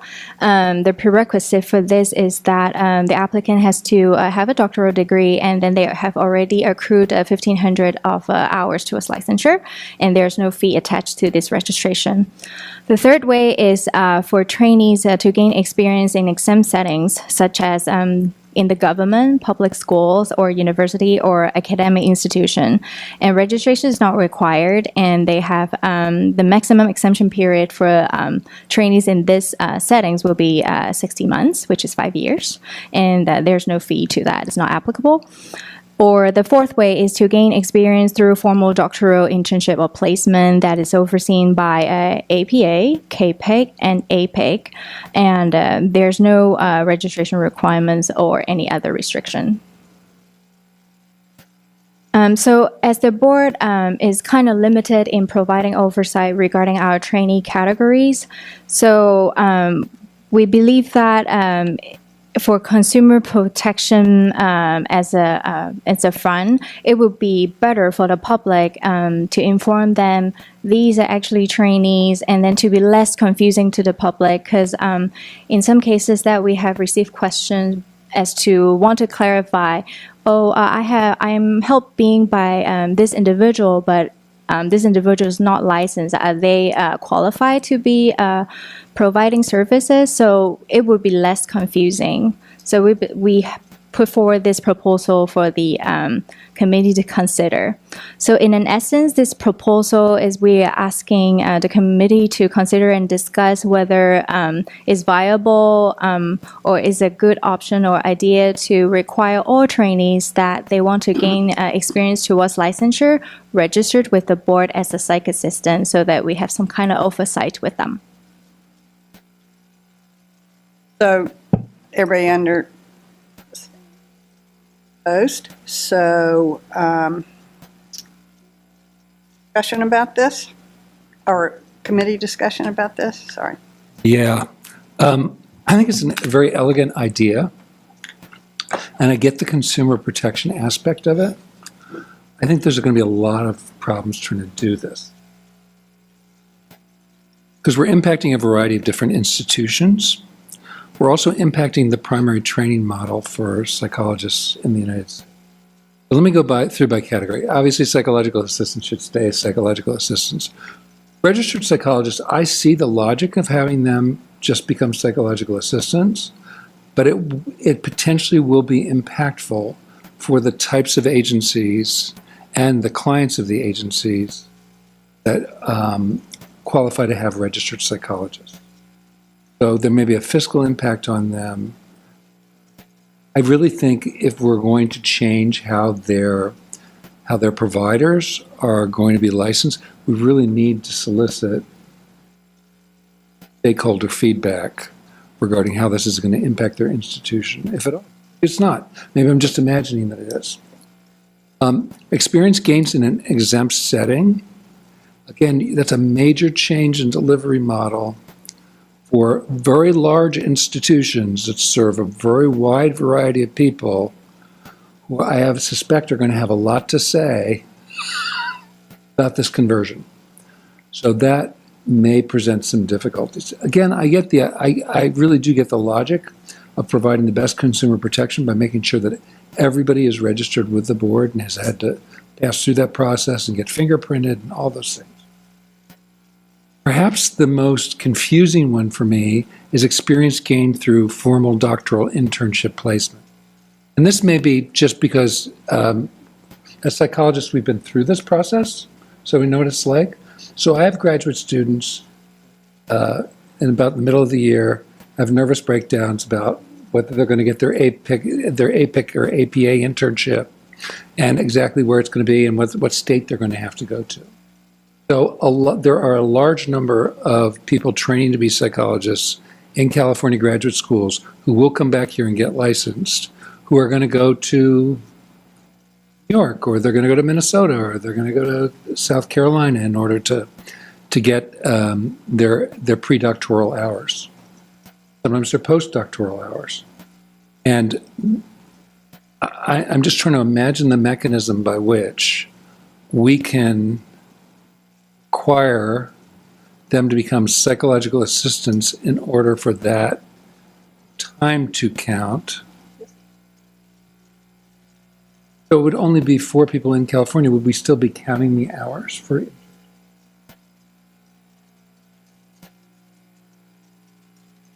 So only the internships that are in California.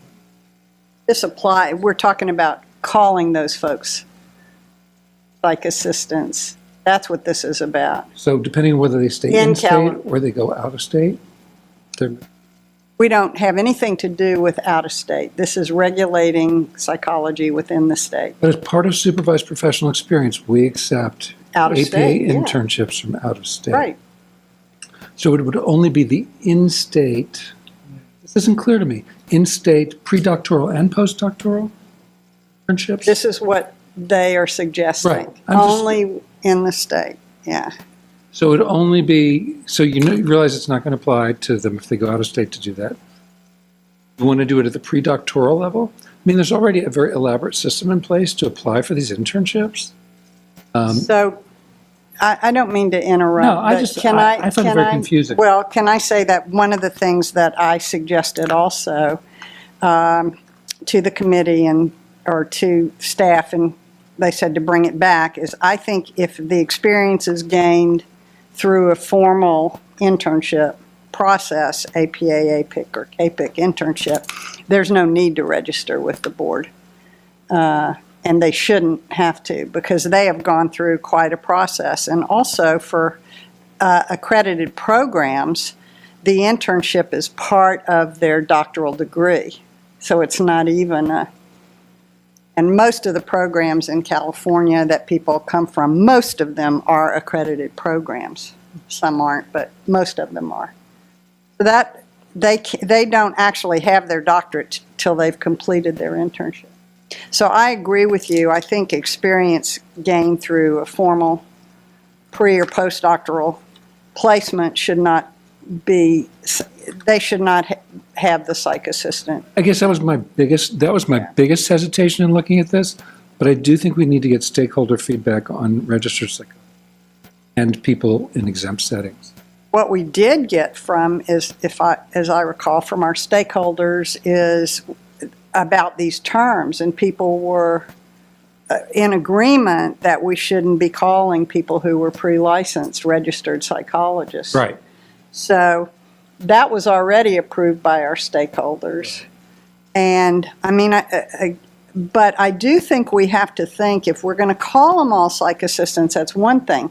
If we're going to charge these organizations, essentially, or individuals $40 fee every year, that's a huge impact if the organization pays for it or if the people pay for it. That's what I think. I think it's good to have the category be, everybody be called the same who's in training. And if you're in an internship or a postdoc, formal internship or postdoc, you're going to be called an intern or a postdoc, and those are clearly training categories. But I think it's that $40 fee that I'm looking at in the registration every year for these, with that $40 fee that I think that's going to be the problem. So I'm persuaded by the argument of accountability, and I'm curious, Ms. Chung, from your example of that person calling you saying, hey, we have this potential issue, who's the responsible party? Grounding that into reality, is it a frequent occurrence that the board receives types of calls? I think we receive it like from time to time. It's not like a regular everyday question, but it's definitely like a question that comes up. And just out of curiosity, I know you don't have the numbers on hand per se, but anecdotally speaking, can we get numbers for how many complaints there might be about psychological assistance per se directly Do we have that ability to pull that number?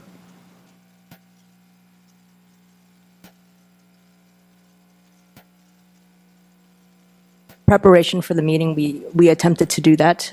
It's really difficult to pull out those numbers. Just the way that the system is set up, we weren't able to extract, using one of the report called Qbert, we weren't able to extract how when the complaint is filed, if it's filed with against somebody that is, for example, in an exempt setting, I believe, and Ms. Monterrubro would probably be a better person to speak to this, but we weren't able, the complaint is filed and it's attached to the supervisor. So it's really difficult. So when we close that complaint, it's closed under no jurisdiction, but we can't tell whether it's coming from an internship or coming from an exempt setting. That's what we're not able to pull.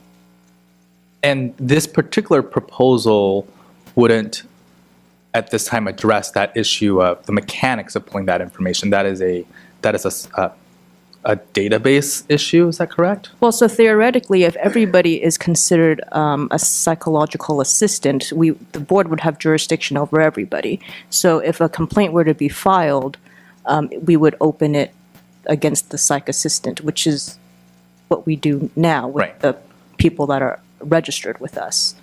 But if you're not registered with us right now, whether you're in an exempt setting or an internship, there's no way we just don't have jurisdiction over you. So for those that we do have jurisdiction currently, which is the psychological assistants, what's the average number of complaints to receive for the psychological assistants? I would have to pull that. Okay. Can I also say the overall complaint, the complaint level as compared to licensees or psych assistants is very low. I mean, it's a very low percentage of, I don't know that we get a lot of information from.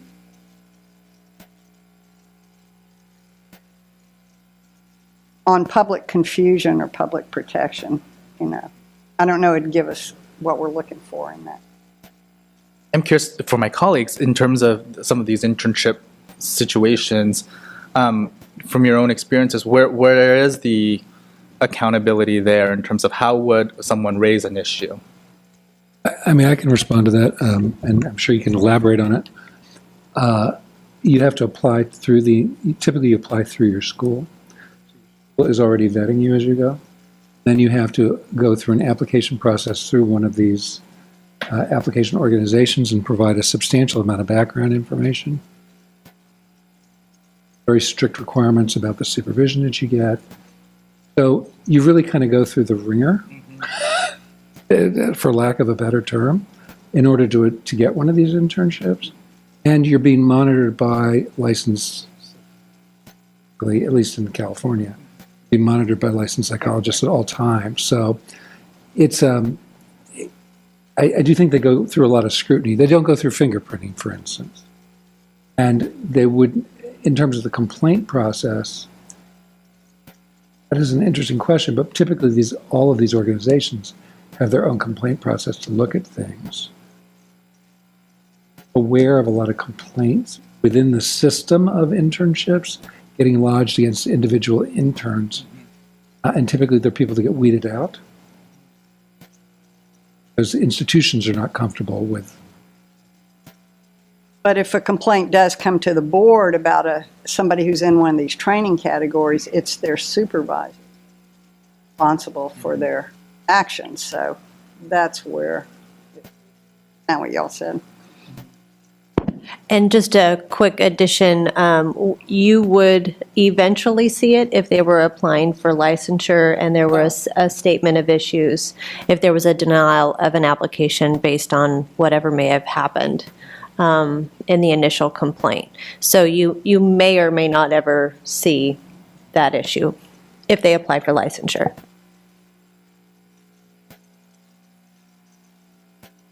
So again, I want to say for me, I think it's a good idea to have the same title for everybody in training, except for maybe these internships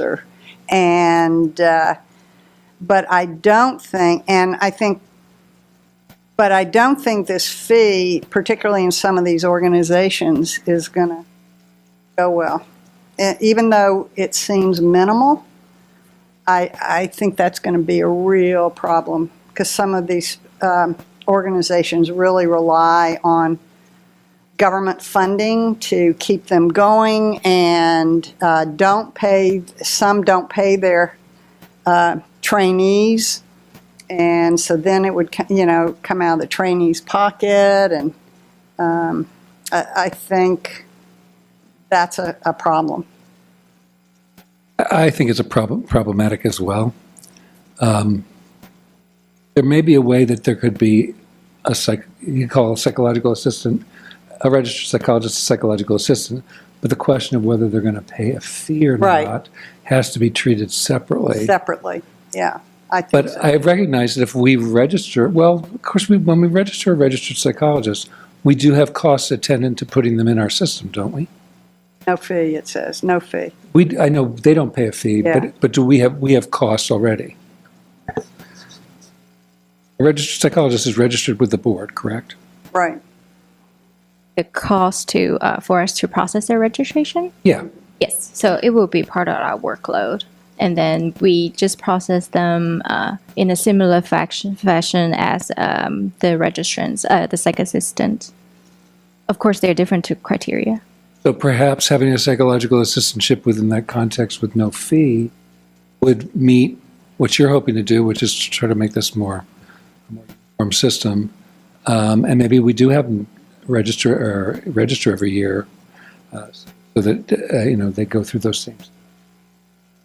Regular current psychological assistant would do. Without the fees. The third category could be a bit of an institutional nightmare. Exempt setting? Yeah. Why do you say that? Because I think to a certain extent these were created. I think it may create a political conundrum. That's not a reason to do policy, but I think that these organizations would probably want to. Yes, I'm kind of. Aren't we getting rid of exempt settings? I mean, altogether?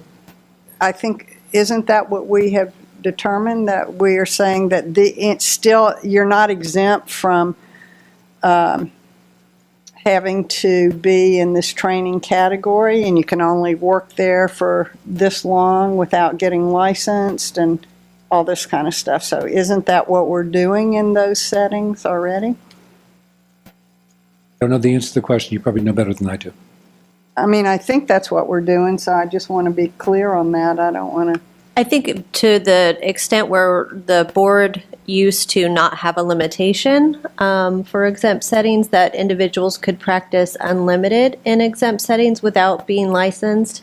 And now the different statutory sections have been conformed to all be 5 years. And anyone working in those settings has to be gaining hours towards licensure. So it can't be a parking lot, in other words. Licensed. Right, exactly. I just want to bring up one of the issues at the Northern California Stakeholder meeting that individuals had somewhat of a consensus about was eliminating the registered psychologist category. It seemed to be a consensus in the room. Why was this category created? Just food for thought. I want to throw that out for consideration with the committee. I know where you landed after the Southern California stakeholder meeting was let's retitle it. But I didn't know if there was if I'm following the tenor of the conversation today, and if limiting the pathways to licensure to one pathway, the psych assistantship, is not where the committee would like to go. Perhaps limiting the number from 4 to 3 is something the committee would consider, and eliminating the registered psychologist category. It is, as Ms. Chung mentioned, something that does take staff time. There is an application process. We do not charge a fee for this. And those individuals don't necessarily have to be gaining hours towards licensure. So it's a little bit different of a category than the other categories. So Just throwing that out there. These people are folks who are working in, and actually the institutions they're working in, because what we're calling now registered psychologists, they work in institutions that get a certain number of their funds through certain governmental funds, right? That's the distinction. Those are the settings that they're in. And my understanding is all of those settings in our state require of their folks that they take in to be licensed within a certain amount of time, somewhere between 2 and 5 years, I believe, right? That's what's already required of these, like county mental health centers and stuff like that. So If it's a nonprofit organization that gets 25% of their funding from federal funds, those people would not apply to the same exempt settings category that state or local agencies would abide under, which was that you'd have to be under supervision for 5 years and then gaining hours towards licensure. There's no criteria for registered psychologists but the same way as they are for psych assistants or any other individuals in exempt settings. Did you want to? So registered psychologists are different than the psych assistant is that to register as a registered psychologist currently, they need to already have obtained their doctoral degree, and they have to have 1,500 hours to qualify. So at the staff level, we go through these criteria because psych assistant currently their minimal education requirement is a master's degree. So that's the difference there. And then there's no prerequisite regarding their experience hours. They don't need any hours to become a psych assistant. right. I think I'm definitely more amenable to what Ms. Sork has just suggested, because I do think it is strange to have one united category, but then have different licensing fees, where one has to pay a fee and one doesn't, because then it's no longer a unified label. It's unclear to me the necessity of putting everybody in the same category if we're going to treat them differently at the fee level from a policy perspective, because there'll be different categories just by the fee structure. So I'm not particularly sure it makes sense to have them all listed as a psychological assistant, but have some folks not pay a fee and some folks do. I think it makes more sense to continue at least some distinction if we are going to have a fee differentiation. So I think probably a couple of things. From a policy perspective, that sounds right. From a consumer perspective, I think that's where I'm looking at from the public, what's confusing to the public and what isn't. And we can have our operations, and we know that somebody who's in, say, private practice and a psych assistant, they pay a $40 fee. Somebody who's working for an agency that gets their funds, they're still a psych assistant, but for our internal process, they don't pay a fee. Somebody who's in an exempt setting is still a psych assistant. For the public, we know they're in training, but for our maybe those people well, I don't know. Again, because these are organizations, I'm not sure that fee has a huge impact, or potentially has a huge impact on those organizations. And But I would also think that there would be a huge impact on the board staff if we're not doing cost recovery on applications and the time spent by staff to review it, then absolutely there's a impact on the organizations, but there's an impact on our own staff as well. And so that would be another concern from my perspective, is if we're making it the same category but having different treatments, it's not the same category, and we should keep it that way. Or at least explain why, or keep it differently, and also keep in mind the burden on the ability for us to do our work without that cost recovery. Well, it looks to me like with these categories, they have different titles and different regulations. So I don't think it gives our staff, different responsibilities. Some register with the board, some don't. I think if we're just thinking about, we want something, so I don't see that it changes things for the staff to call these 4 categories. One could be psych assistant 1 for our internal purposes, psych assistant 2. I mean, again, I don't know. Or are these 2 separate issues? Do we have to go through each one? Should we get stakeholder input about what is currently registered psychologist and also people working in an exempt setting? Should we get from them? Because also, maybe the 1-year renewal also doesn't make sense. But for a psych assistant, particularly in a private practice setting, it makes total sense.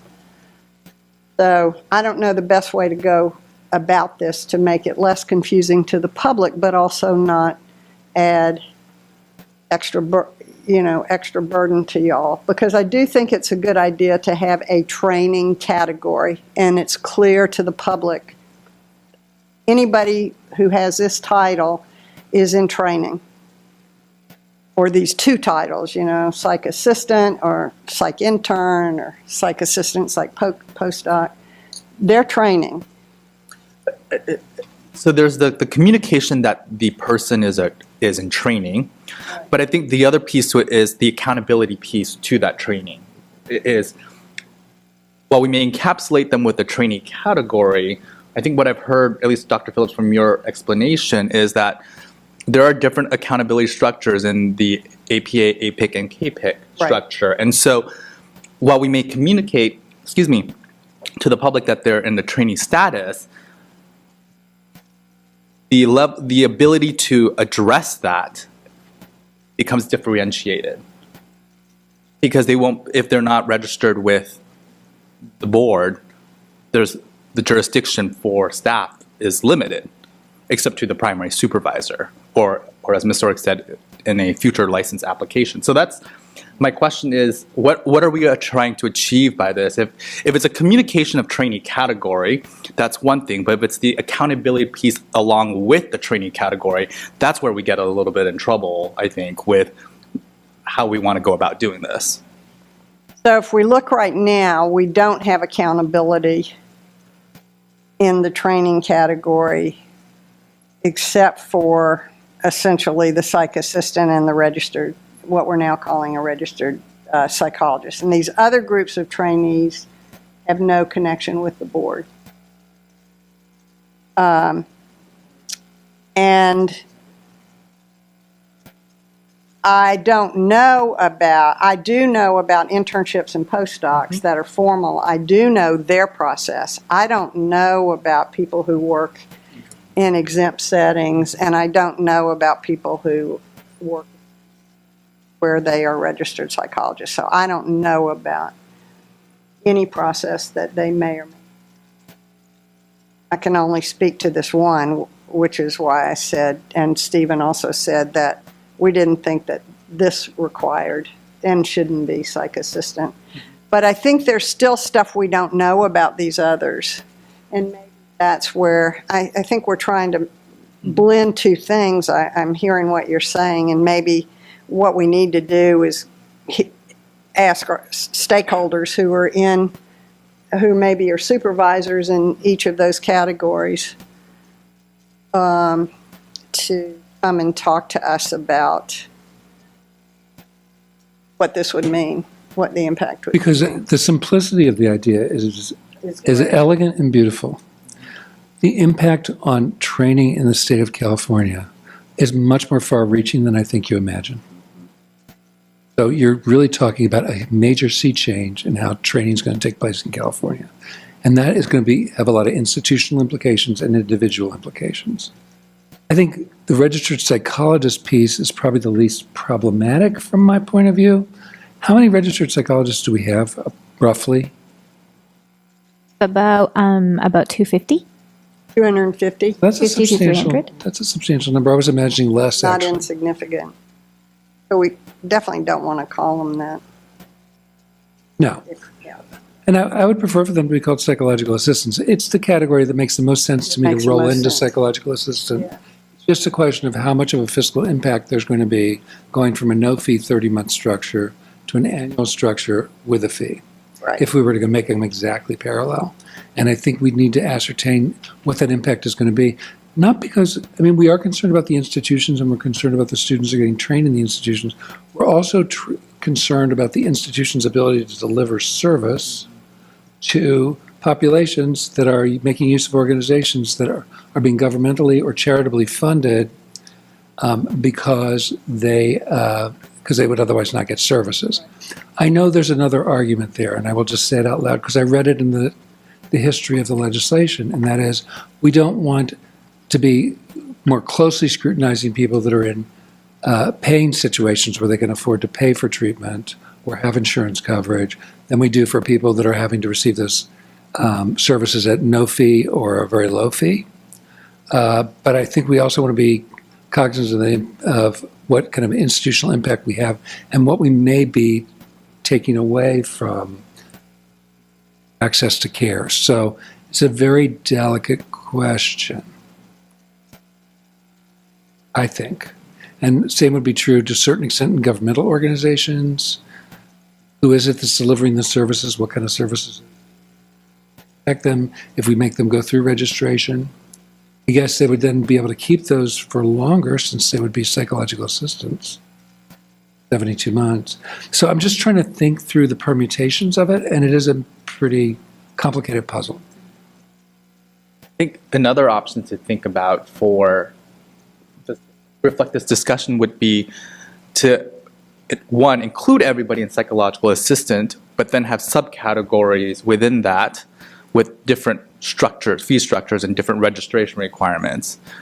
So if everybody's rolled into a psychological assistant category, which brings everybody under your jurisdiction, but let's say psychological assistant A is our annual $40, 72 months. Psychological assistant B is the one-time 30-month non-renewable. Though I would suggest, because there's an application in place, maybe a one-time fee and that's it, not annual fee. And then the experience gained in all exempt setting and experience gained through formal doctoral, etc. Again, a one-time fee to get them into the system to process, but no renewable after that.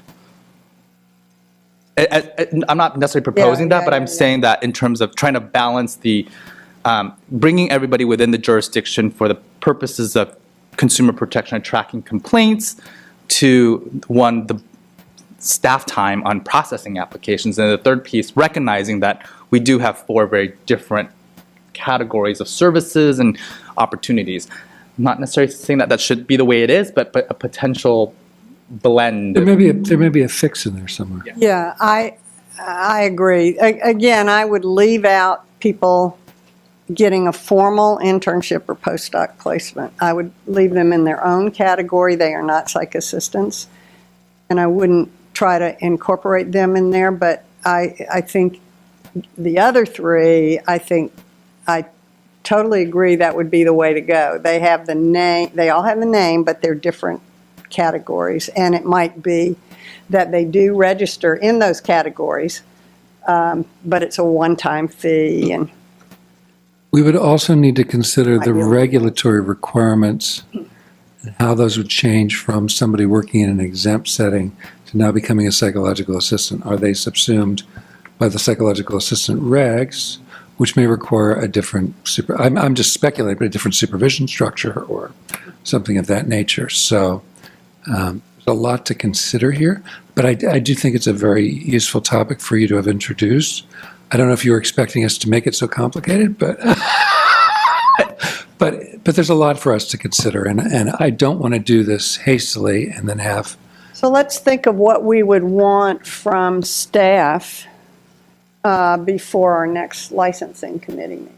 Ask a clarification real quickly. So the desire to roll everybody into the psychological assistant category is because of statute, right? That's by statute, that's where we have the jurisdiction. So by using that title, that's where we can roll everybody into that, the training category into that. Is that accurate?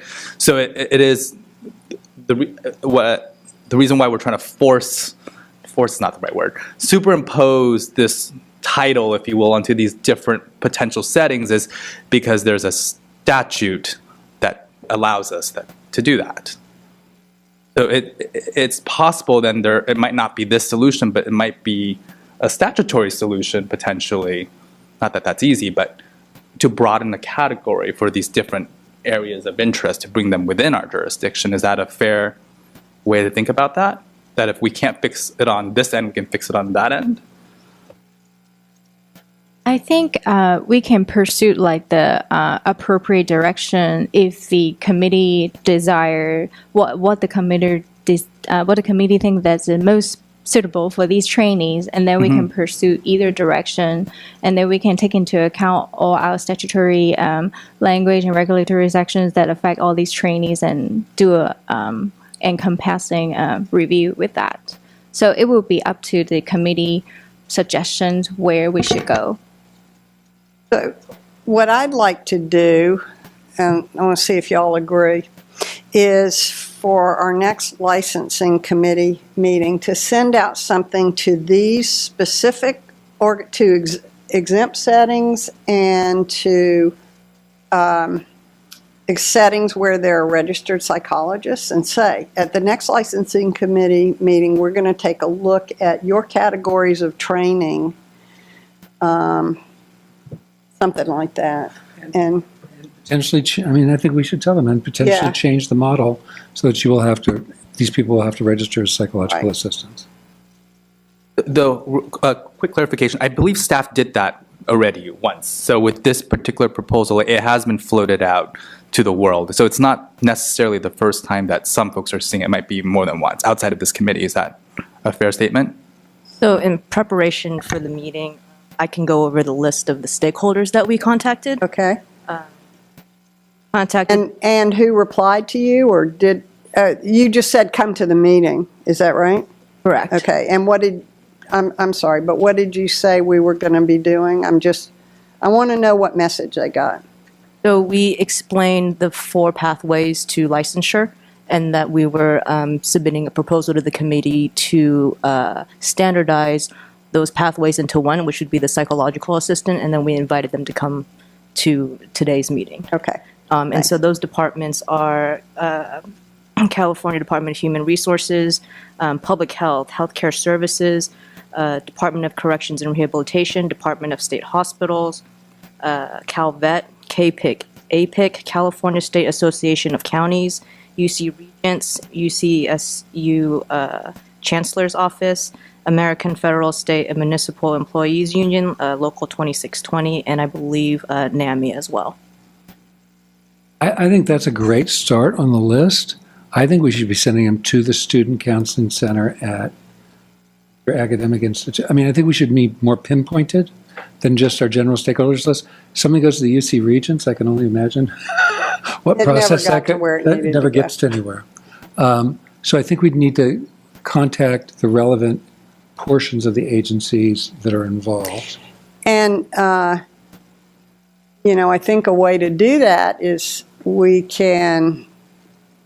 said you sent to KPIC and APIC to distribute to their members? Correct. Okay. All right.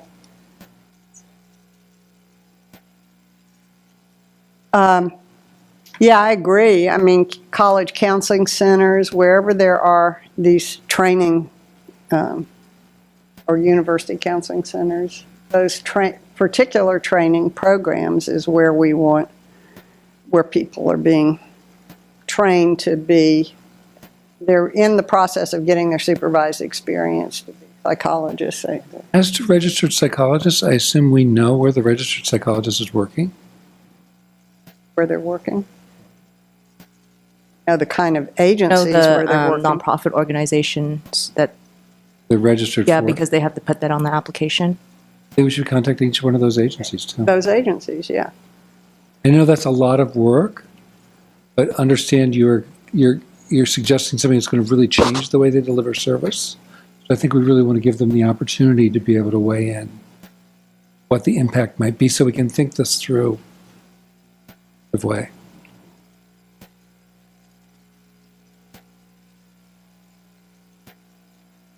Eyes. I think reiterating, though, what Dr. Phillips said earlier about how this is an elegant solution to addressing an issue of who is, of accountability. So I think, just want to reiterate that point stands. Absolutely. Don't Yeah. take this personally. This isn't about anything. This is a really good thought and idea, and as we've had more time to think about it, I think it's like, oh, this raises some issues that we hadn't thought about when we first thought, this is a great idea. It's more complex than that. But I think I understand from a purely consumer agency regulatory position, the idea of having everybody registered is incredibly appealing and might maximize consumer protection. You're going to have to think through the layers of it in order to make the best decision. Right. That's exactly it. All right, so are we clear on where we need to go and what we're asking y'all to do for the next licensing committee meeting? So this is another thing we're going to say. We're getting more information on. That's right. I'll get there. Okay, I'm sorry. I just want to be clear first. Okay, now I'm going to ask, is there any public comment about this issue or these issues?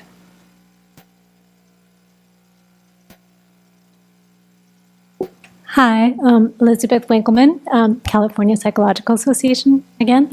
So I want to thank everybody for this discussion. I think it's hitting on some really important issues in a really thoughtful way. So a couple things, just a couple of comments I had. One is this: we have a really complex system. So one thing that might be worth looking into is in other states.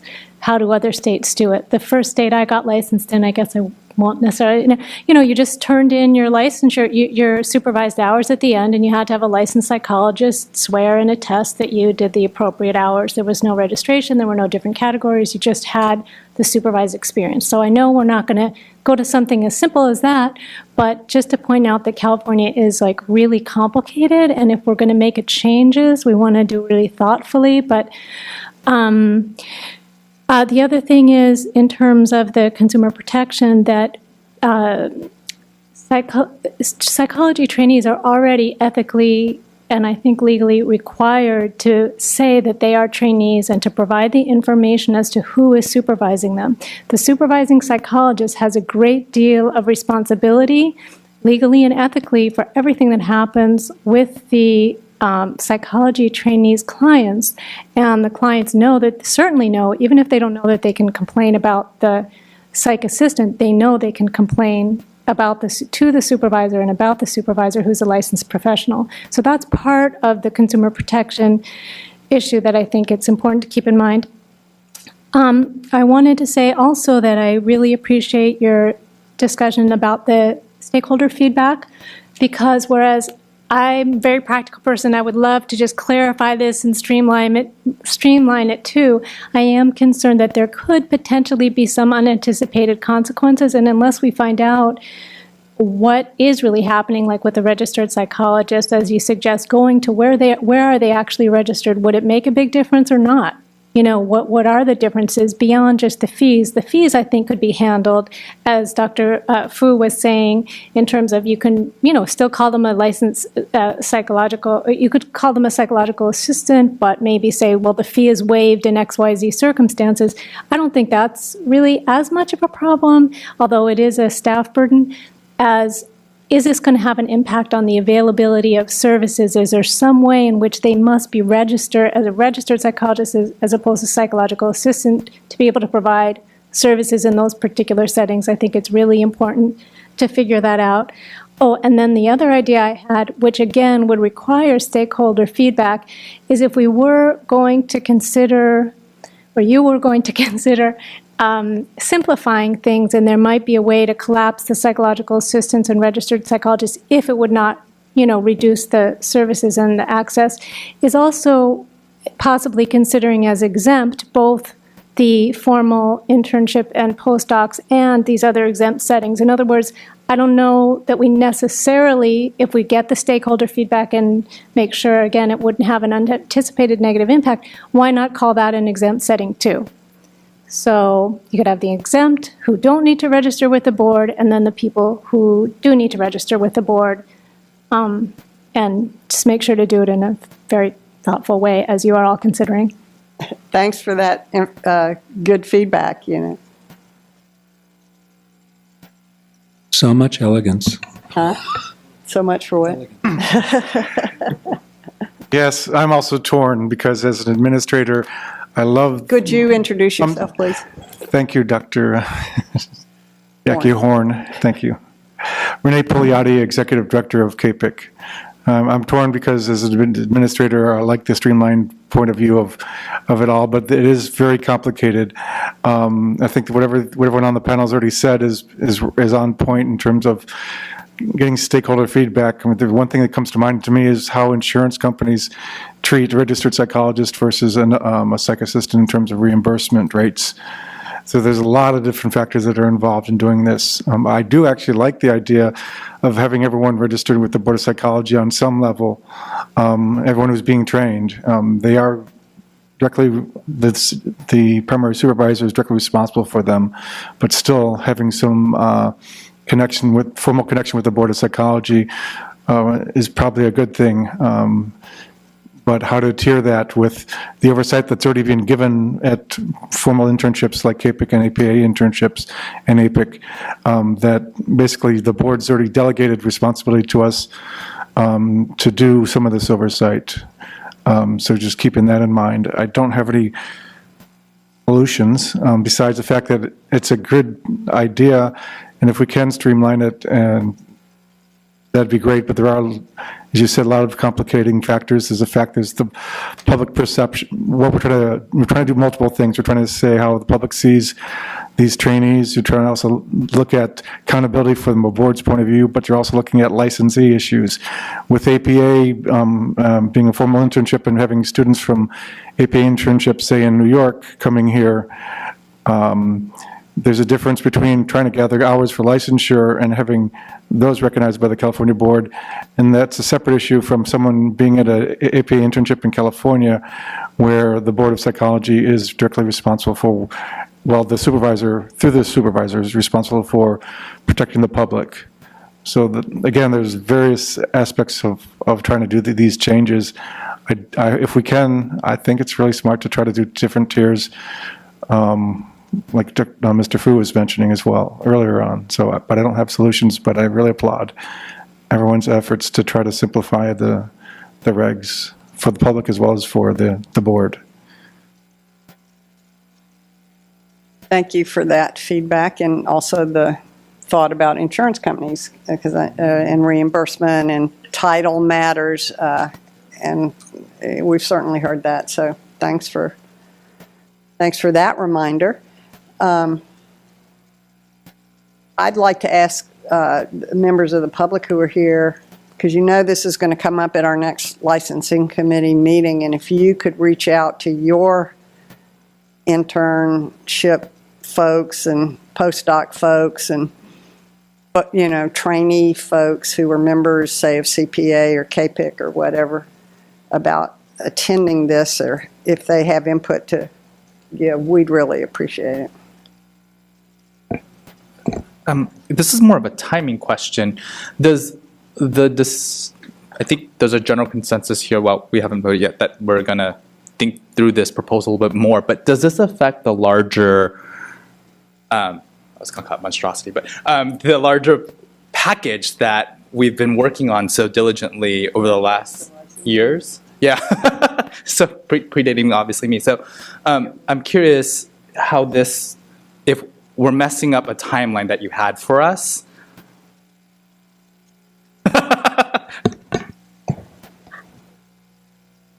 I guess there's a couple different ways the committee may consider going about this.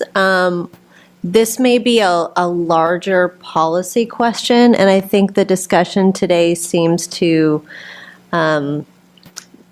give me the idea that we really need to do a lot more outreach, a lot more thought into how would this work, what would the implications be, what would the fee structures look like, would there be a different application process based on the setting, what would the criteria for checking in and that accountability feature with the board look like based on the different categories. So having said that, I'm wondering if the committee would like to continue on with pathways discussion, allow staff to kind of take a little bit more time in putting together a new proposal, given the discussion that occurred today, and having this be part of a larger discussion and a new separate process like we did with pathways. Just something to think about. And I'm totally thinking out loud, so sorry if that didn't make any sense. It made sense. So you're suggesting that we complete going through pathways and set this aside as a separate, larger issue that we're going to resolve? Okay, that, to some extent, that makes sense to me, except that within pathways, we're talking about turning registered psychologists. We're talking about changes to these categories, aren't we? So are we going to put through a whole package and then rethink a big chunk of the package? I mean, If we change this, if we end up changing this, which we will, how many other sections does it impact? yeah, I mean, I think we're going to have to go back and look at all the regulations that relate to supervision under all these categories to see what the parallels are and what the impact's going to be. But I think it makes sense. I mean, I would rather do it kind of in a complete process. I would too. Even though I know that we all would love to march down and reach the end of the pathway. I want to get licensed already. The golden brick pathway. We're all going to award you honorary licenses by the end of the 3 months. But you have 72 months. That would make more sense to me than to try to implement a series of changes knowing that those changes are likely to get reversed to some extent or altered in a substantial way, and it's going to require us to revisit the same sections over again. But I think we could, like, continue to look at education, those parts that really want to affect supervised experience. And maybe what we need to do is fast track this discussion about this particular proposal so we can get it resolved as quickly as possible so that we continue down the pathway. Yeah. Just as a reminder, what was the timeline for the stakeholder engagement with Northern California and Southern California? If we were to go off on what you suggested, Ms. Orrick, was it like a 6-month period between the two? Okay. Do we know? 3 month? It was a 3-month period. The first one was held in May, and the second one was in August. So I think just for us to contextualize the timing, we're thinking about a 3-month, not with the speed up, as you mentioned, Dr. Phillips, but in general, at least, or at that time, a 3-month process of getting stakeholder feedback. Is that fair to say? Well, For the but we could say we want a meeting 1 week in Northern California and 1 week in Southern California. I mean, they could be closer together than the 3 months, right? I mean, I think that's partly up to if we could do that, and I like that. But I don't think we're held to the 3 months. I think there's another alternative, and I really appreciate the way we did the stakeholder process the last time since we were looking at pathways in general. I think we can devote a portion of the next meeting, the licensing committee, to this, hit the ground running in terms of notifying people that's what's going to be under discussion, and that this may impact how you deliver services. And whoever shows up, shows up. I mean, if it is an important issue to them, I would imagine that they're going to make themselves known, whether it's through a professional organization like KPIC or it's through a representative from CDCR. I mean, there's big institutions that are getting impacted. I'm a little surprised it's because Dr. Emos is so good at being here at our meetings. It's unfortunate she couldn't be here this afternoon when we were discussing this because it does impact CDCR. So I agree with you. I think if we send out to these specific organizations, the ones that do have registered psychologists, the exempt settings, the places where we know people are getting training in those kinds of settings, to those places specifically, we hopefully can get enough folks here. And maybe even, I don't know, for our licensing committee meeting, I don't know if we could throw this out there, have a teleconference more so that people could participate maybe by teleconference versus just watching. Anyway, that's a question. Way we could ensure more folks coming up and participating. And we know what we're saying involves a lot of work on the part of staff. We're not ignoring that fact. We're talking about you saying notice to a lot of people. But if you really think this is something that's important, push forward, it's going to take the effort to do that so that we can get it streamlined into the process. I think what might be helpful, and Ms. Chung, if you or Ms. Lim have anything additional to add, please feel free to chime in. But I think what would be helpful from a staff perspective is to understand what you would like us to put together. Are we looking at calling everyone a psych assistant and having different categories for forms, fees, settings? Or what is the kind of general policy direction that you would like staff to go towards? And then we can know that we have everything fully prepared, not just for outreach and education to the stakeholders or the impacted individuals, but that we know where you guys want us to go as far as the policy. I personally think, and I don't know if Dr. Horn or Dr. Fu, we're giving him an honorary doctorate today, whether they're in agreement with me or not, I think, honestly, I'd be tempted just to leave doctoral internship and placement. I don't think that ultimately is going to fly out of this committee, but I do think that the people that fall in the category number 2 and number 3 up there do need to be represented. And what I think we need to tell them is we're thinking about turning all of your trainees into psychological assistants. That might involve a difference in fee structure. It might involve a difference in supervision. You can kind of lay out for them, this is what. But it will also mean that we'll have better consumer control, accountability should anything happen in these settings. We're inviting you to come to our next meeting where we're going to discuss this. I don't know that we need to get anything more complicated. I agree. We can include the doctoral internship / placement piece if you guys folks want to. I really think if you understood how much that would change the training model and kind of how much accountability there is within those training models, I think you'd feel much more at rest and at peace with that. And honestly, if somebody was under a psychologist supervision and they did something wrong, they'd still be able to make a complaint against the psychologist, which would bring behavior before the board. I would agree with you. I mean, again, I know, just like you do, Dr. Phillips, about the kind of vetting that goes on and the supervision and the accountability that goes on in these, I'm talking formal internships and postdocs. And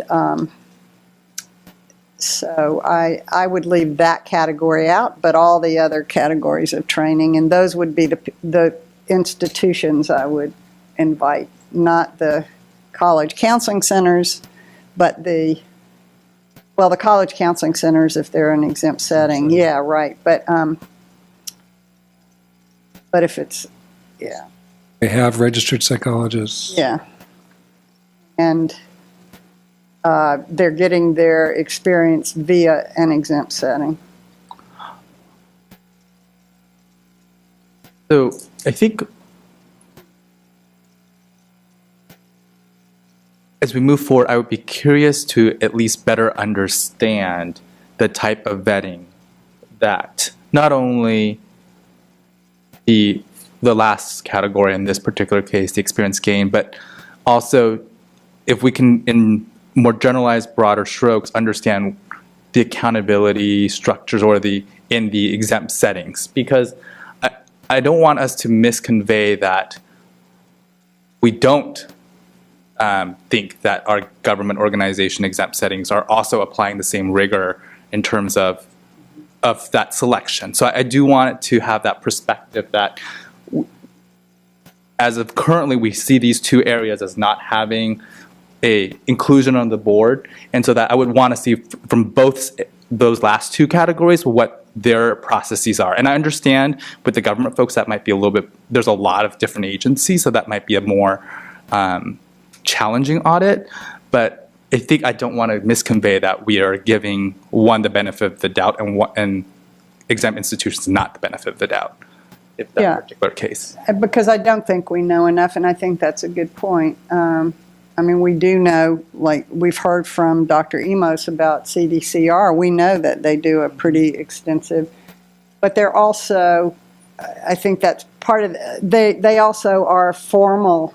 A lot of the exempt settings are formal internships or postdoc settings, so that's a little bit of it. I think I know it from the formal internship part, not the other. But I think if there are people working in those settings doing applied work and getting supervised experience for it, we probably do want to know. That would include all the county departments of mental health. Right.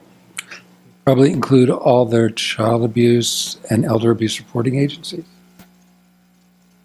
Do you think they have psych trainees in those agencies? It tends to be mostly master's level clinicians. That's what I thought. Be, I guess, psych assistants. Well, I mean, at that level of getting pre-doc supervised experience. They could be getting pre-doctoral supervised hours. But certainly the county departments of mental health, the major universities and their counseling centers. And I think continuing this discussion of potentially bringing in that third exempt category into this registration piece. If the audit does point out differences, I also would be curious what the staff impact that would be in terms of reviewing these applications at a no fee for these exempt settings, so that we do go in, because then we'll know that we're making an active decision that we're going to bear those costs, right? So if we go down that route, so it should be at least on our minds that we are actively committing ourselves to a no fee impact to our organization. Or whatever we're committing ourselves to. Right. That's good. Mm-hmm. So does that give y'all? I guess not, huh? Do y'all have any specific questions that maybe we can help you with? Paraphrase. That's a good idea. One category, PSBs, not including internships, and then, like Mr. Fu said earlier, maybe subcategories with different fees depending on which setting you're in. I don't even know if you need to outline with that specificity, but I think you do need to say, we're thinking about rolling registered psychologists into psychological assistants and potentially exempt settings into registered to psychological assistants. That's one way it could go. The other way it could go is to do registered psychologists and psychological assistants and make everything below that line an exempt setting. So you want two proposals from staff? No, we're talking about the letter that you send out to these groups. The invitation. The invitation. So that they understand they could all be implicated, which I think means we would still need to make sure to invite the APA sites in California, the APIC sites in KPIC. Now maybe we can do that through APIC and KPIC and have them reach out to their member organizations, but they're going to need to pass that information along. Then we can also have CPA, to the extent that they're aware of any stakeholders that might be interested, pass that information. I don't think y'all need to change anything at this point. I mean, no more proposals. Yeah, no more proposals, really just an invitation, because we don't know what it's going to ultimately look like. So we don't need that. We want to get feedback before we decide what it's going to look Gotcha. like. And that's what this is for, just getting the feedback about these issues. So the onerous part is going to be the outreach part. Right. So to paraphrase Natasha's paraphrase, if I understand correctly, the invitation is for those people who are now covered under 2909.5 and 2910, invite them to discuss what it would be like to be registered as a psych assistant under 2913. The 2911 folks are the pre and postdoc interns, the APA, APIC, KPIC interns. And those, if I understand, you're kind of keeping those in a Category by themselves. category by themselves, and it's the registered psychs under 2909.5, and then the government folks under 2910 that you're considering I don't want to say lumping together, but thinking about also having them registered as psych assistants, and that's what the board is inviting people to talk about? That's right. Okay. That's one piece of it. The other piece of it is whether we're going to potentially bring doctoral internships and placements up into exempt settings and leave exempt settings the way it is. But they're all players to some extent. You understand the distinction between the two? One is the proposal that was put forth, I believe, by Ms. Winkleman. Talk about combining, putting. I talked about that one thing to consider might be, after getting the stakeholder feedback, is combining the two bottom categories and just consider various things are an exempt setting, and everybody would be listed under an exempt setting who would be in the formal internships or postdocs or in these government organizations, public schools, et cetera. I have another comment. Sorry, I'm confused. Well, I don't think we ought to say that part at this point in time. No. I think what we ought to say is we're taking a look at these 4 training categories and the requirements for those 4 training categories. We're thinking about combining them, maybe having different requirements for them, and we want your input. I think that's all we should say. Because Well, I think we should tell them that we already have different requirements for them. We could combine them somehow without it impacting them at all. we're thinking about changing the requirements and the categories. I mean, I don't think we ought to get as specific as we may merge these two and not these two. I don't think we ought to present different plans. I think we ought to say we've been thinking about having one training category, and but we want to look at, we're not sure about the kinds of Fiscal and that'll flag for them. It fiscal may and cost them money. institutional implications.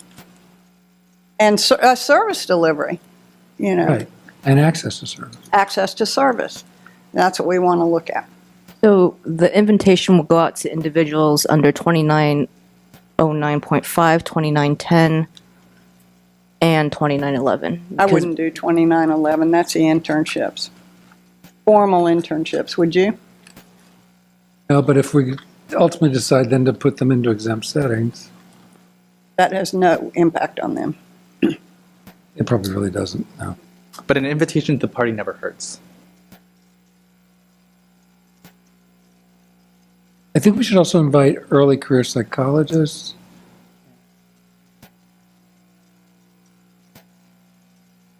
The people that actually have these jobs.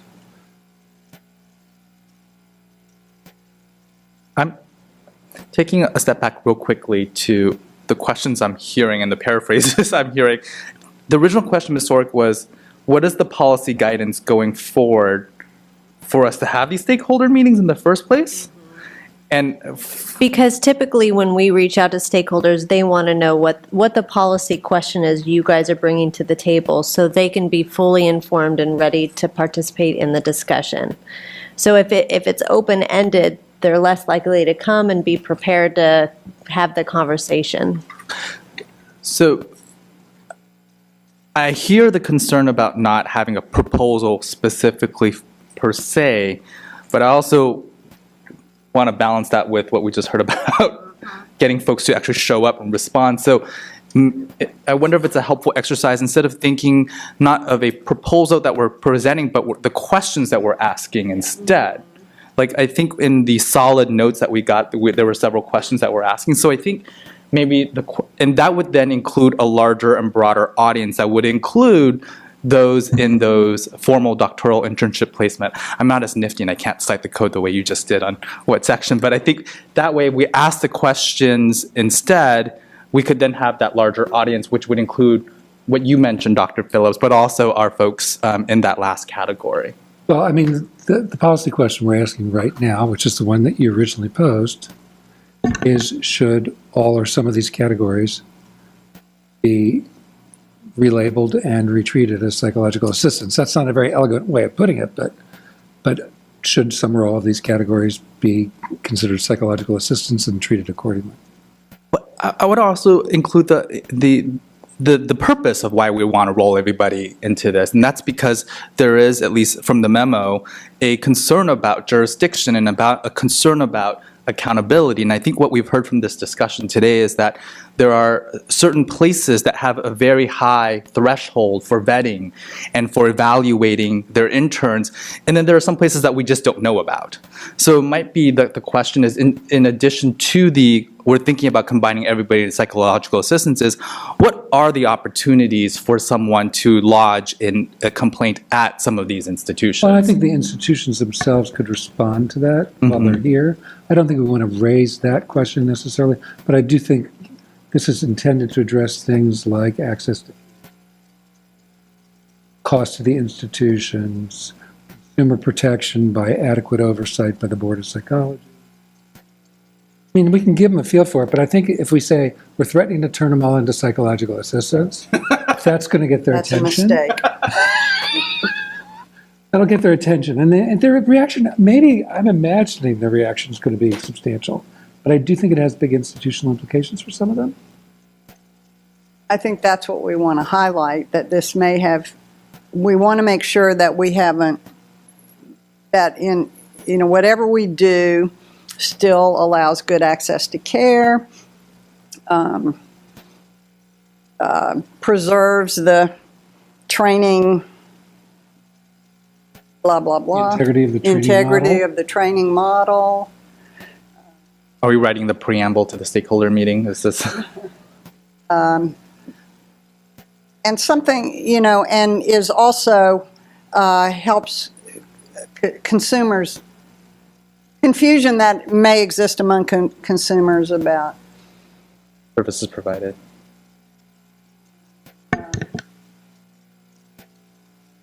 different training categories or something like that. Yeah. Dr. Horn, if I may, okay, just so I understand and staff understands moving forward, just throwing this out on the table, we could send out the invitation to the identified stakeholders that you've all talked about today. We could include in the meeting materials the staff proposal, Proposal A, with the statutory and regulatory language as a byproduct of that proposal. The questions that we would prepare for that meeting, and that would be the focus of the discussion, would cover fiscal, institutional, access to service or care, and considerations of training models. Right. Those would be the discussion items for the group. I am going to make one suggestion, that is do not send them all those regulations. Because it's going to look like we've already redrafted the regulations, which I know staff has done, but this committee has not done. They're going to feel like this train is already 3/4 of the way down the track. I think for clarification, we're referencing just sending attachment A1, which is the 2-page staff memo. Is that correct? Correct. And not the additional language.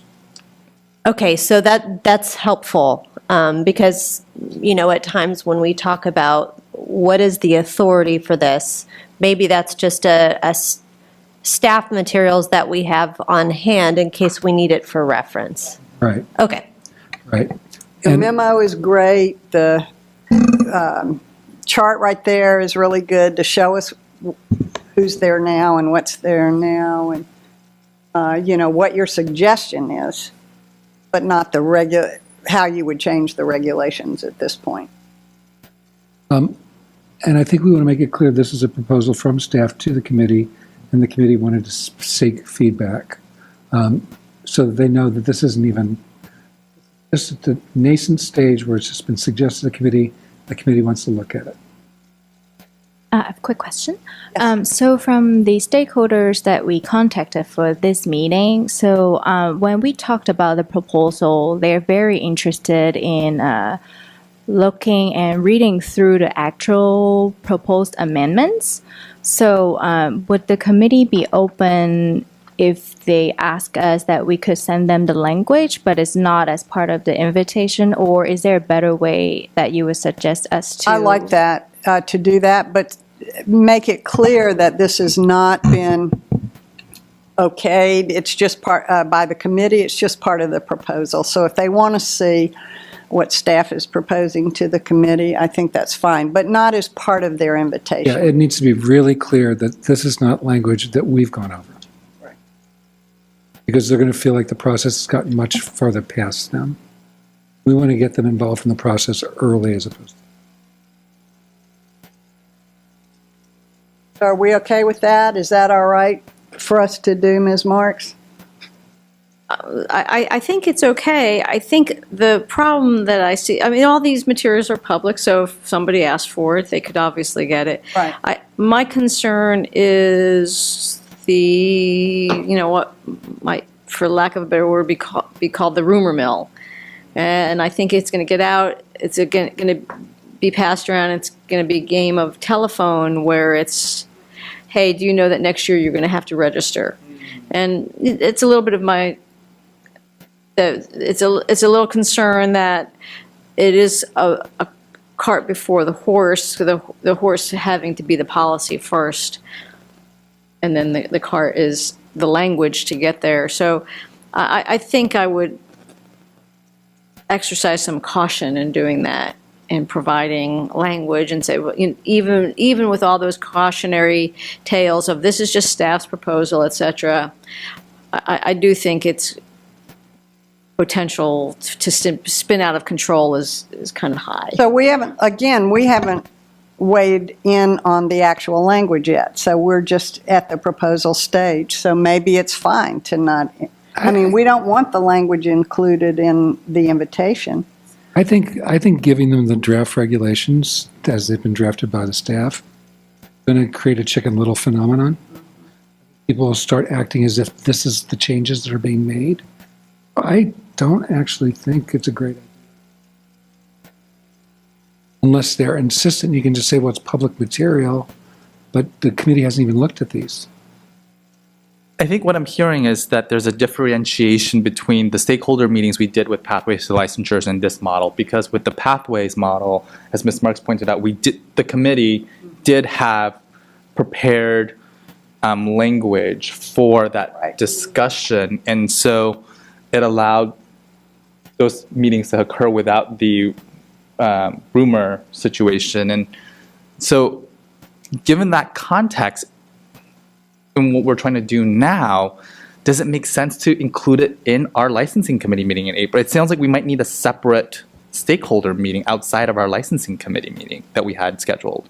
Because I think that was the original, what I heard earlier was to bring some of these folks to our licensing committee meeting and have them talk there or bring up those points there. But it sounds like that might not be the right forum for that sort of discussion absent actual language for them.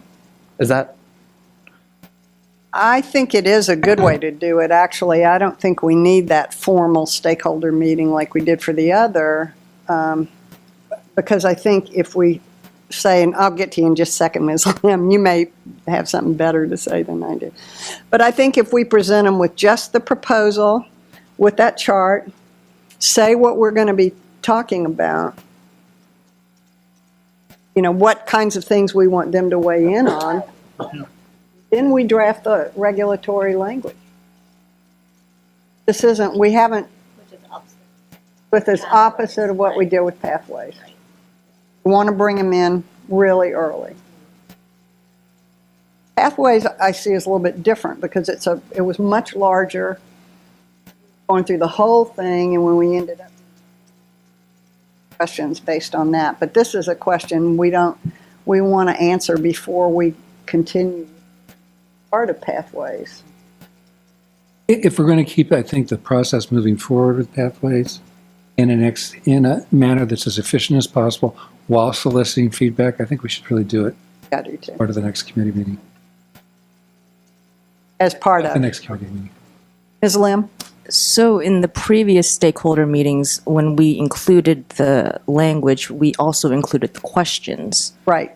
So in this situation, if we don't want to include the language because the committee hasn't looked at really any proposal and we're gathering stakeholder feedback, we could come up with questions and send them the questions. So we have, I think, given you the questions. These are the issues that we really want to address in thinking about combining categories, having, access to care. Access to care. What else do we say?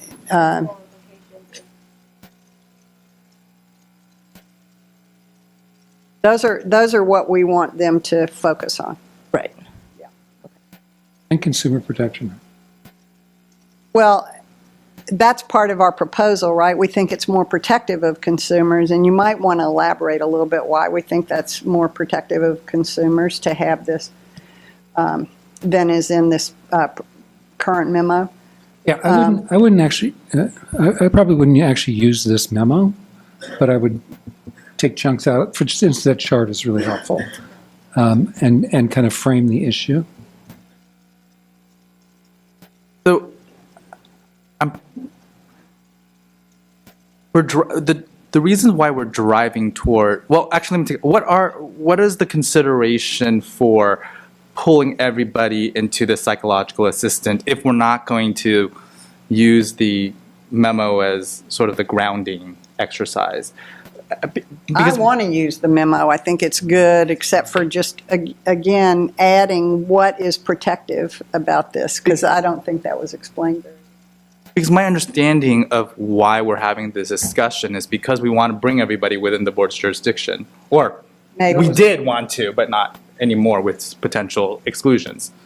Is that? Well, that's what we want to look at, yeah. Is there a better way to do this without all these categories which are ultimately confusing to consumers? Right. And so is there a way to do this that also doesn't impact negatively on access to service, institutional viability, financial impact institutions, settings, negatively, financially, those kinds of things. So our overarching thing is we want to make this more consumer or public protective. And how do, in the categories we listed as fiscal, sorry, what was? Fiscal.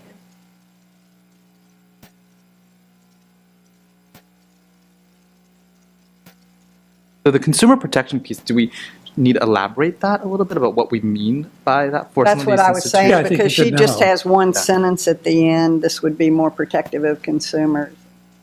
So the analysis sections, I think, are really helpful and I found really well written. So particularly the portion where it says, the public is unsure if non-registered trainees Right. also meet the same minimal standard as established by the laws Right. and regulations like their counterparts, and it begs the question of whether and how they are held accountable.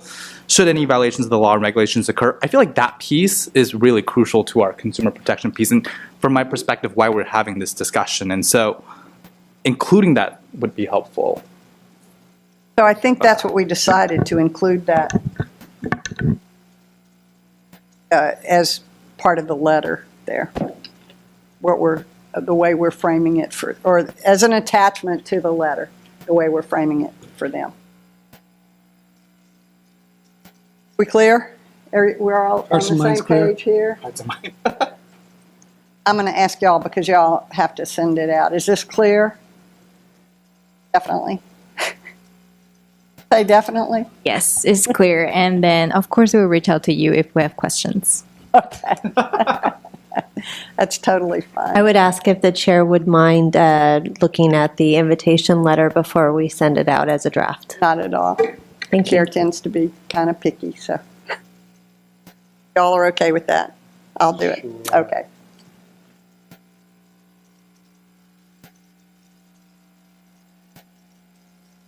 Dr. Horn, given that the committee has taken the direction with the following up with the proposal and reaching out to the stakeholders, I would suggest for consideration tabling any other of the pathways discussion and then maybe moving on to closed session unless there is anything from the pathways discussion that you needed to discuss or clarify.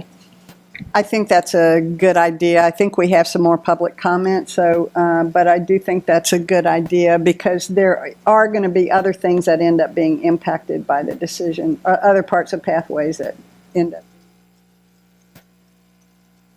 And Dr. Phillips? Yes, ma'am. Okay. So we're okay there, but more public comment before we move on? Yes, I think I have one comment that you're going to hate and one I think you're going to like. So Give the, which one do you give I said first? one you're going to hate. I know, but which one are you going to give first? I think I'm going to give You should end on a good note. Go with Yeah, hate. I'm going to give Go the with hate hate. first. All right. Go with me. It's our theme. Staff That's especially. Sorry. What'd you say? I said staff especially, I'm sorry. Which is, I think we also need to consider the Department of Mental Health waivers, the 57 and 51.2 waivers. Somehow, they're not on the chart, but I think you also have trainees who are working in these county mental health plans or providing Medi-Cal services who are not necessarily, they could be also licensed as a psychological assistant, but not necessarily. So I believe that that may need to be considered as well as these other categories. If you look at your current pathways to licensure, that's the one thing that's not included in the discussion today. Aren't they part of exempt settings? And so that's, Are they? yeah. Oh, So we don't have that, I don't think we have that waiver anymore because they're part of exempt settings, so, is that correct? I'm not sure. I don't know that, I know people still get waivers for sure. I don't know if they're automatically considered under the exempt settings. They're not in your current flow chart of pathways to licensure. They're separate. So I assumed that they were not the same thing as the exempt settings, but maybe they are. I'm not sure. But in case they're not, I think that Good point. needs to be addressed too. Ms. Chung, are they? So from my understanding, the local DMH waiver, they're authorized by DHCS because they use the form that provided by DHCS. And then so DHCS is part of the exempt settings that we have put It up is on part the of third the category. exempt So they're setting. kind of related. And then DMH waiver is also 5 years. Okay. Hear that?